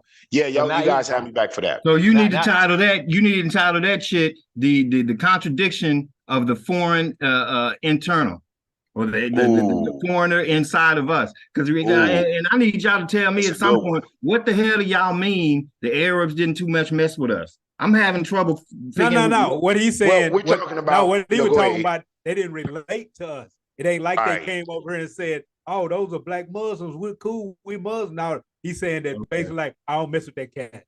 You know, that's what he was talking about. Right. Black they saw the commercial. We know that Arabs mess with us here. They mess with us, and when the Arabs introduced Africans to Europeans. The Arabs had us as slaves before the Europeans, and that's what actually started the European slave trade, because they gave their first slave gifts of African people to Europeans, and that what made Europeans say, let us go get us some more of those. But anyway, So saying the Arabs put the European up on game. Yes, Mhm. yes. The Arab was the plug. Yes, no doubt. Okay, Mhm. so now that we move into the point number 4, all I was saying, and then let's go to point number 7 was Point that number 7. when you talk about liberation and and we're going back to our African-centered spiritual practices, the type of drumming need to be war drums. Okay, Drums. war drums, not freedom drums, not running Right. away drums, not liberation drums as it applies to running away from the plantation, but taking it down. Change the type of talking drums to reflect the energy that you want to call up. So All you're right. saying everybody needs to go and listen to the Panther 48 music channel, yeah? There we go. That's a nice. Or you telling me that you're about to get back into producing, and I can expect some beats in the day now, some war drums. See, Well, some war, well, music. I wasn't giving myself a plug, but it's some of the same thing. I'm literally saying it needs to be the war type of drums that you use to call up. Okay, that's all I'm saying. All well, right, shameless move on. plug since you decided to do that, and That then we're wasn't a gonna let plug. Yanga close it out. And I'm going to give us a shameless plug. The Okay. Panther 48 YouTube channel has a revolutionary playlist called Music to Wow. Revolt By. So that's a good playlist to go check out. You'll get a lot of war drums there. And I'm in the process of developing another channel just for music. And there's going to be a lot of mashups from Brother E, production from War, and different music from other different local artists that's going to be on that channel. And that channel is called Rich Intelligent Underground. So be on the lookout for that. So let's go on and get to number 7. Man, okay. We got a lot of things going down. That's what's happening. True indeed. Number 7 is the primacy of Africa. The primacy of Africa dictates that we reject the artificially imposed colonial borders. A united Africa. The concept of continental African unity is the source of our strength and the key to our liberation. Unity is the prerequisite for destroying neo-colonialism. The primacy of Africa also speaks to our primary identity as African people. Not promoting our micro-national identity, Africa is the focus. Africa is the common denominator, and I may not have all this in writing. Africa is the common denominator. Also, African is the common denominator. So we've been talking about all night the primacy of Africa in thought, action, speech, and deeds. And that's just, I think that's self-explanatory. Getting back to an African-centered thought. I think that the question is going to arise, though, what is an African-centered thought? The last 0.6 Black Liberation Theology that we were touching on really just had me thinking on, man, so what is the African-centered thought? Like, as a Black nationalist, I look at myself as a continuation of the African saga, more affectionately or commonly referred to as a new African. So I am not the African of antiquity. I'm not the African that came over here. I am the evolution, good, bad. I am the shit poured into this African that came over here. Yet I'm still African. Like Malcolm said, if you put kittens in the oven, it don't make them biscuits, but it damn sure make them burnt. You feel me? You still have altered their state. So the state of the African or the Black African in America has been altered. But the primacy of Africa should still be paramount.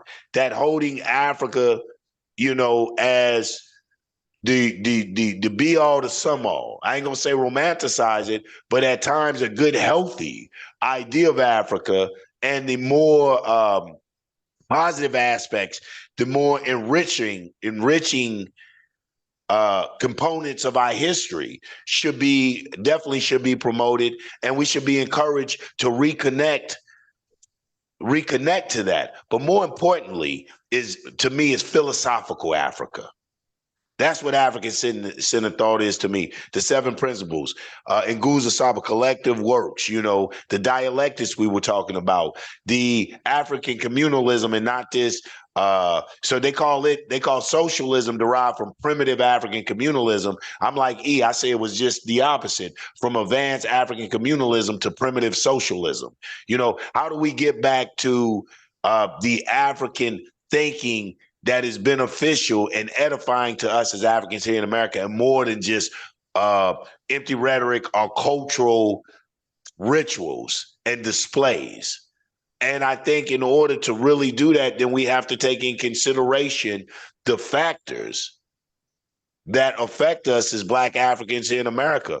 Like, you know, we talk about Islam and the inception of it, yes, but when we talk about when it was embraced, the factors came in and not everything was good, we're talking about great empires. We're talking about Mbamba, who created Timbuktu. And when you look at these Muslims, they look like Rastafaris. They got the locks and stuff in Timbuktu, but he created Timbuktu based on certain concepts. And I think that that's African. I would even encourage the Christians, Muslims, any people to hold that premise. Look at the Ethiopian Coptic Christians. Look at anything that ties us back to African. Like you said, in Nguzo, if it isn't religious, in Nguzo Saba, where it's social and cultural, we can practice in Nguzo Saba. Those things that are African oriented and African in origin.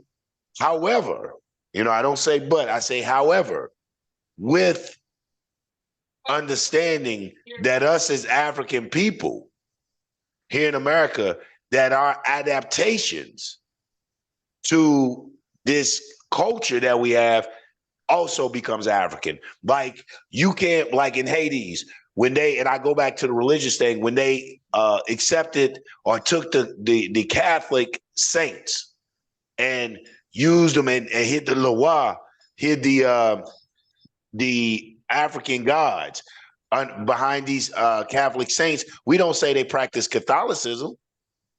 We say they practice voodoo. It may not be the same voodoo they practice in Benin, in Africa, but it is a derivative of voodoo with the incorporation of some shit from the oppressor. Why does the Black African here in America have to be any different? What the problem is? Why are we going through so much trouble? The oppressor put some shit on us. We've been here 475, damn near 500 years, a little over, some say. You know what I'm saying? So we have been affected by the oppressor, but when do we take that and turn that around and make it our own? I know that it doesn't seem that we can, but the same way that we're speaking English, which is a foreign language, but do we look at English as a foreign language? Do we walk around and say, hey, I'm speaking a foreign language? When we learn Swahili, we say, I know another language. We don't say I know my original language, and in fact, Swahili was an African creation. Is a new African creation, I call it. It isn't an original African language. It was birthed out of bumping heads with these filthy Arabs and the need for trade and things of that nature. The African is in what is the word I'm looking for? Ingenuitive, inventive. We can take these things. We can take pig guts and make a delicacy, make chitlins. Not that I ever think they are, but just saying to this nature. So in concluding, I say that's what the primacy of Africa is, not just remembering Africa in its antiquity, remembering the greatness of Africa, but remember Africa resides in you. You are an African personality and an African identity. And what we take and adapt for our edification and our upliftment, if we adapt it for our own and take for our own, we reserve the right as new Africans to make that an extension of the African saga. I think if we romanticize Africa, like I say, in its antiquity and its ancient times, then we run the risk of turning that also into a religion. Oh, we didn't do this in Africa. We didn't do that in Africa. You know, it becomes a religion then. But what is the new African concept? What is this African in America? What does that new African culture look like? And if we embrace it, claim it, and it's edifying, then I think we have the right to call it the extension of African culture, new African culture, or dare I say, African culture in itself. Because I am African. And I can't lie. E, I was trying to stop. I've been trying to stoke E. I was trying to stoke. I'm poking. It's 8:45. It's 8:45, and we got to get ready to shit this boy down. So I'm trying not to let E get in. But I can honestly say this. This is honesty. I like the thought process. It's something to think about. It's something to actually let roll over in the head before I give a response to something like that, because it actually makes some sense, because that's what people do. People, even before we created all these highly complex societies, human beings were essentially attempting to find their way. And at every stage in our development, there has been one problem after another, and we had to find a solution to those problems. At one time, it was just simply getting food. And we was hunters and gatherers, and we was traveling along the way that the food naturally grew until we invented agriculture.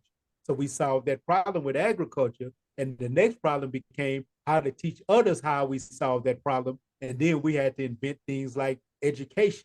We had to invent you are you are showing your armpits, but we had to invent education, and inventing education, we invented a place that education could be taught. And in inventing the place, then we needed to stay close to that place. So we invented homes and houses around that place. And in doing so, we end up inventing cities, which caused us to invent civilizations, which created other problems that we had to learn how to solve. My point is that we always adapt and then accepted and took in something new to us in order to solve a problem that we currently had, in order to move on, understanding that another problem would show itself. So it's a thought process that you just expressed, Brother Yanga, that's worth thinking about. That does it make it not African just because it wasn't some originally from the continent? That is something that African people here today have created, like hip hop. You can't find hip hop in the way this is in the way you can find the origins of hip hop on the continent. You could find those drums and the essence, but you can't actually find Scarface or Ice Cube on the continent. So I can, that's something to think about. I know E is supposed to go in, and then War, we're supposed to get ready to close it down because it is 8:47. I know. Go ahead, E. Well, Quick whatever. Quick one. Whatever. So I think we need to really focus on the purpose. What's them cats? I know y'all have heard patois. I know you've heard what them cats in, was it North Carolina? I was just there. Yeah, the Gullah Geechee people. So we talk about language. Neither of those are languages that exist natively on the continent. However, there are languages that have taken the essence of who we are to express the experiences that we've had. And that's the purpose of African-centered thought. It's not, like we said earlier about Pan-Africanism and any other political ideology, picking it up and transplanting and putting it on top of what we're doing. That's not the goal. The goal is to tap into the true self so that we find a way. If I sat up here now and tried to sing y'all a song, it sounds horrible because I'm not a singer. I'm a visual artist. So when I find my paintbrush, which is what I am, the artist, and the paintbrush becomes a way for me to express that artisticness. Patois is a way for sisters and brothers in Jamaica to express their African-centeredness because it taps back into what was at home. The voodoo and whatnot that's practiced in Haiti and Cuba and other places is an expression of the African self from back home. No, hip hop, which is the culture here, is not going to be found on the continent because hip hop is an expression of our experience. It's an unconsciously African, and that's the problem, because you can see Africa all over it if you know how to look at it. But it in itself is an African expression of a non-African experience. But we're not conscious of it. And so when we see things like, you should make this the title of the damn show so people will click on it. So when we see little RT 60 miles and the nonsense that's coming out of this young brother's mouth, we are exporting, we are taking out the worst of our experience, the misogyny, the fucking up of our children, the money aspect, all of the things that are messing up our community, and we're exporting it back to the continent because they're following our lead and things like that. They've jumped onto rap music. They're bringing in the hypersexualization, whereas back in the day, and still in most parts of Africa, I don't say most parts, but many parts of Africa, sisters can walk around with their tops off. Why? Because they're not hypersexualized. but we're exporting the hypersexualization of women, the emasculation of males through that whole alphabet soup shit. So these are the things we're returning through our experience to them, because we're not conscious of the fact that though hip hop is not an African expression, it is an African essence, but we don't have any control over it. So we take whatever we're told is good, that gets us the money, and we do it, and that gets exported back. And so the whole purpose of African-centered thought is to take control of that, and rather than to export the negative aspects of it, begin to export a more positive, or at least a more conscious, an awareness of what it is we're exporting. So it's the goal of African-centered thought is not to take on the clothes or the religions or whatever you want to call it of Africa. Is to realize that those things in Africa are us, and that we're expressing the same things that they're expressing, but it looks different. This is where I get into when we talk about the Yoruba, the Zulu, or any of the Shanti, any of the so-called tribes on the continent. Black folk in America constitute another tribe of African people, because our experiences are different and unique to what we've gone through here. But where we come from is not unique. Where we come from is the same as all of those other Africans over there. But we constitute a different tribe because we came out of a genesis. We had a rebirth, a reawakening. And what's his name? Bobby Hemmett mentioned, and it's one of those songs on the, I think it's, I don't know if it's been uploaded or not, but it's on one of the songs where he talks about, it's not that we're supposed to be here to bring back what we did back in Africa. That makes no sense. We did that back then. We did that already. What the fuck we want to go and do that again? The idea is to be reborn, to be rebirthed into this new African, where at once we have these new experiences, these new expressions of an old idea. We're still African, but we're a different tribe. We're still African, but we're a different expression. We're the same. And that's what African-centered thought is supposed to be in its application of the previous three ideologies. African-centered thought is to take control of that and to express it consciously, and to know that what we're expressing, where it comes from, is ours.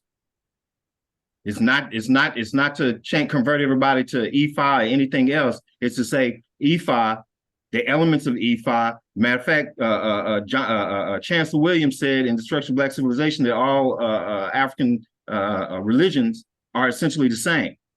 Whether you go to Kemet or you go to Yoruba land, they're the same. They're just expressed differently. If I live close to the river and the river provides 90% of my resources, that's the primary God. Or personality, the netter that I'm going to hone in on. If I'm in the desert and the sun's hitting me all day, that's the primary expression of God that I'm going to hit on. So the recognition and the importance is different, but our connection that those expressions imply, those are the same. Whatever part of Africa you go to, we're still talking to the earth. We're still realizing that we are the earth. We belong to the earth, and we are expressions of the earth. It's the same. When we get that idea in our heads here, we start to see that, yo, I'm the same as them over there. It looks a little bit different. The music sounds a little bit different. But even if you go back and listen to Marvin Gaye, what is it? I think it's, was it Heard It Through the Grapevine? If you listen to the bass line in that, just listen to it come up. Just the first few say, I know, War, you don't have time to listen to music, but if you listen to just the first few, what do y'all call them, bars? Just the first few seconds of that, you hear that bass line. Doom, doom, doom. I mean, it hit me one day. It's like, damn, that's African as shit. So it's still, it's the same shit. And that's all African-centered thought is telling us. Well, it looked like on that, and I don't think y'all tried to do it, but it looked like E and Yanga was in agreement on the new African just then. But damn. Looked like they was in 100%. What the hell going on? What the hell is going on? All right, so we need to close on this note here. I just want to throw this out there, and then we need to close on this here. So the whole point of discussing these principles is, like we said earlier, to get into the things that were missing from a lot of the younger generations in terms of their knowledge of what it means to be a Panther. Also, one of the things, and I want to go back to, since we've been talking about discipline, the Panther Party, they've been emphasizing discipline, been emphasizing things that the younger generations need to know. We also need to address the elephant in the room and talk about on our next show the things that need to be repaired that some of the younger generation, specifically the new Black Panther Party, did to discredit themselves from the movement. And with that being said, we're talking about how they carry out in the concept of dealing with the general orders. At one point in time, the general orders was not carried out properly and continue to not be carried out properly, which created a situation in Atlanta to where an elder Panther who actually helped Aaron Michaels develop the new Black Panther Party. This is how weird this is. The Ruba Ben Wahad, who helped Aaron put together the new Black Panther Party. Mind you, remember this was founded by Aaron Michaels. The Ruba Ben Wahad was one of the people that helped him.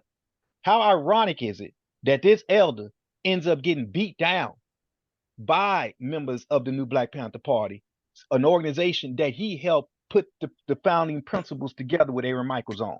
So out of all of the things that have happened that deteriorated the structure of the organization over time, we want to definitely get into what happened and whether or not they still stand behind that act of taking place. Because if that particular fraction wants to ever get in a right place with the Third Development Panthers and a lot of the other formations and functional Panthers that are out there, that has to get addressed. So with us talking about these principles and building on the things that need to be corrected and that the community must know that makes a Panther, that's one of the things that we definitely want to talk about. So we just want to make sure we close this show in letting people know that our next show we're gonna seek those that on the table and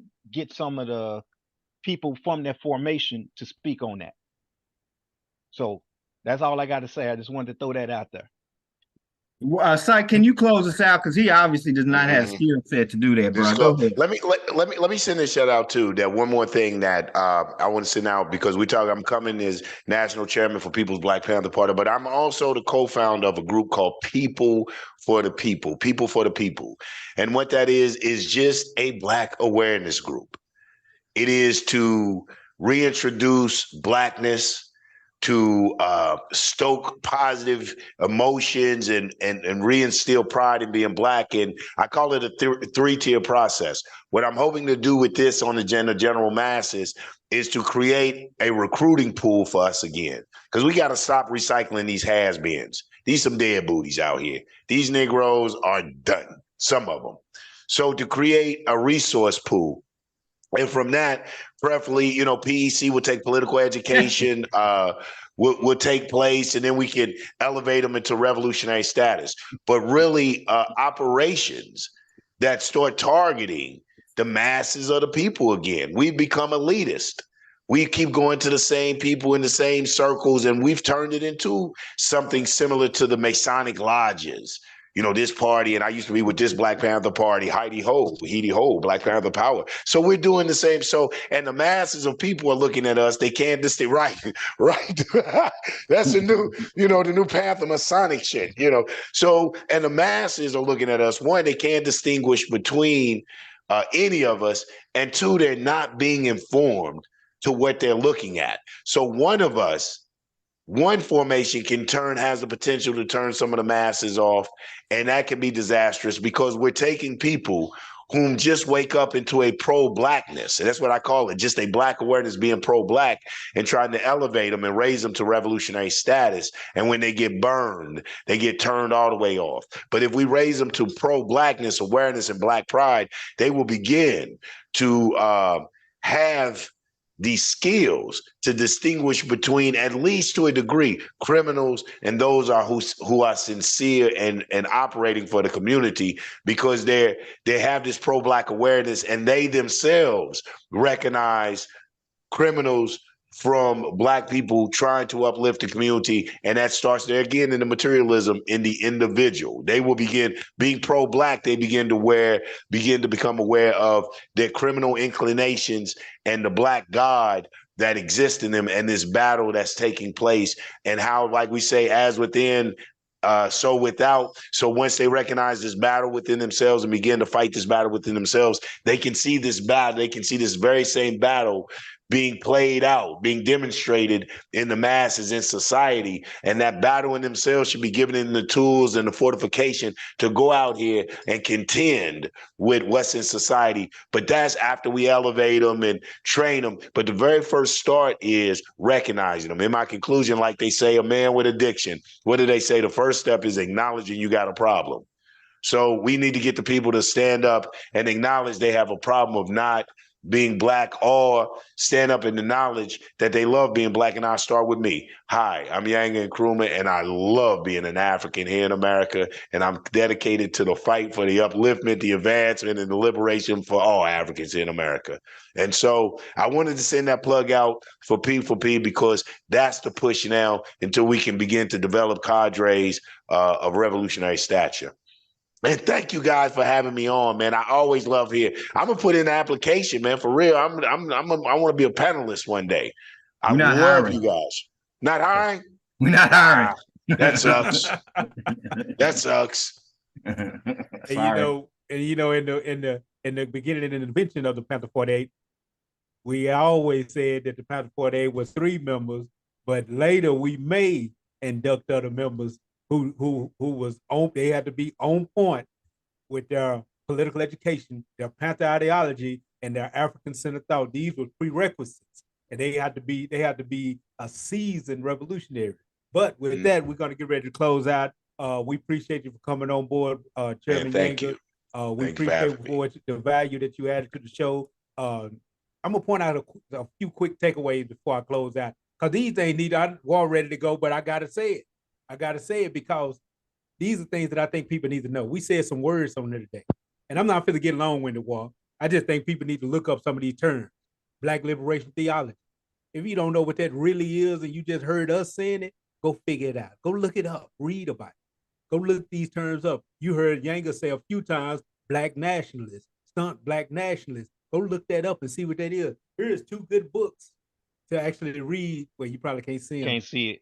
You got to say the title. Say the title. Yeah, you can't say it. Okay, one of them is called Classical Black Nationalism from American Revolution to Marcus Garvey. That's the first book. The second book is Modern Black Nationalism from Marcus Garvey to Louis Farrakhan.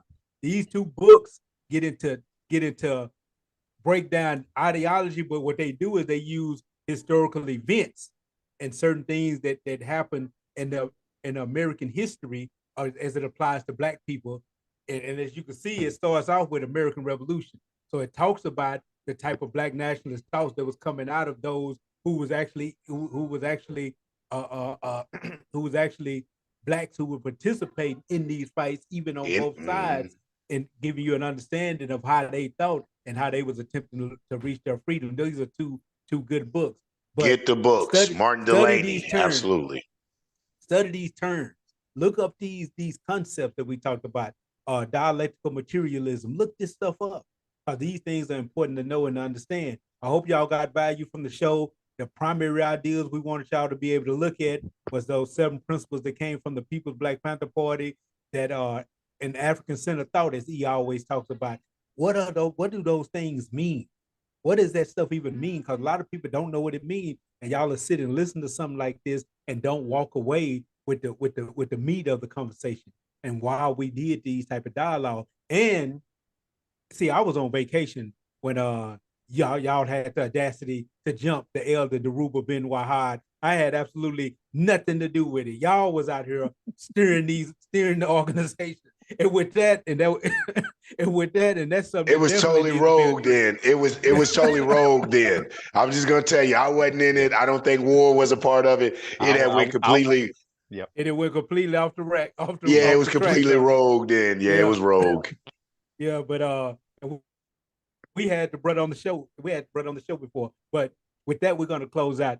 We hope y'all like the video. Subscribe to the channel, share the information, share the video, share the links, and give us a thumbs up. It does an enormous amount of work for us with the YouTube algorithm, and it'll put us in a position to be promoted to other people. If I didn't have many people leave comments that say, man, this channel needs to be promoted more, but the only way it could be promoted is if the people promote it. We have videos on our channel that have triple, quadruple views than we do subscribers. So it's up to y'all to help the channel grow. And with that, I say peace and power.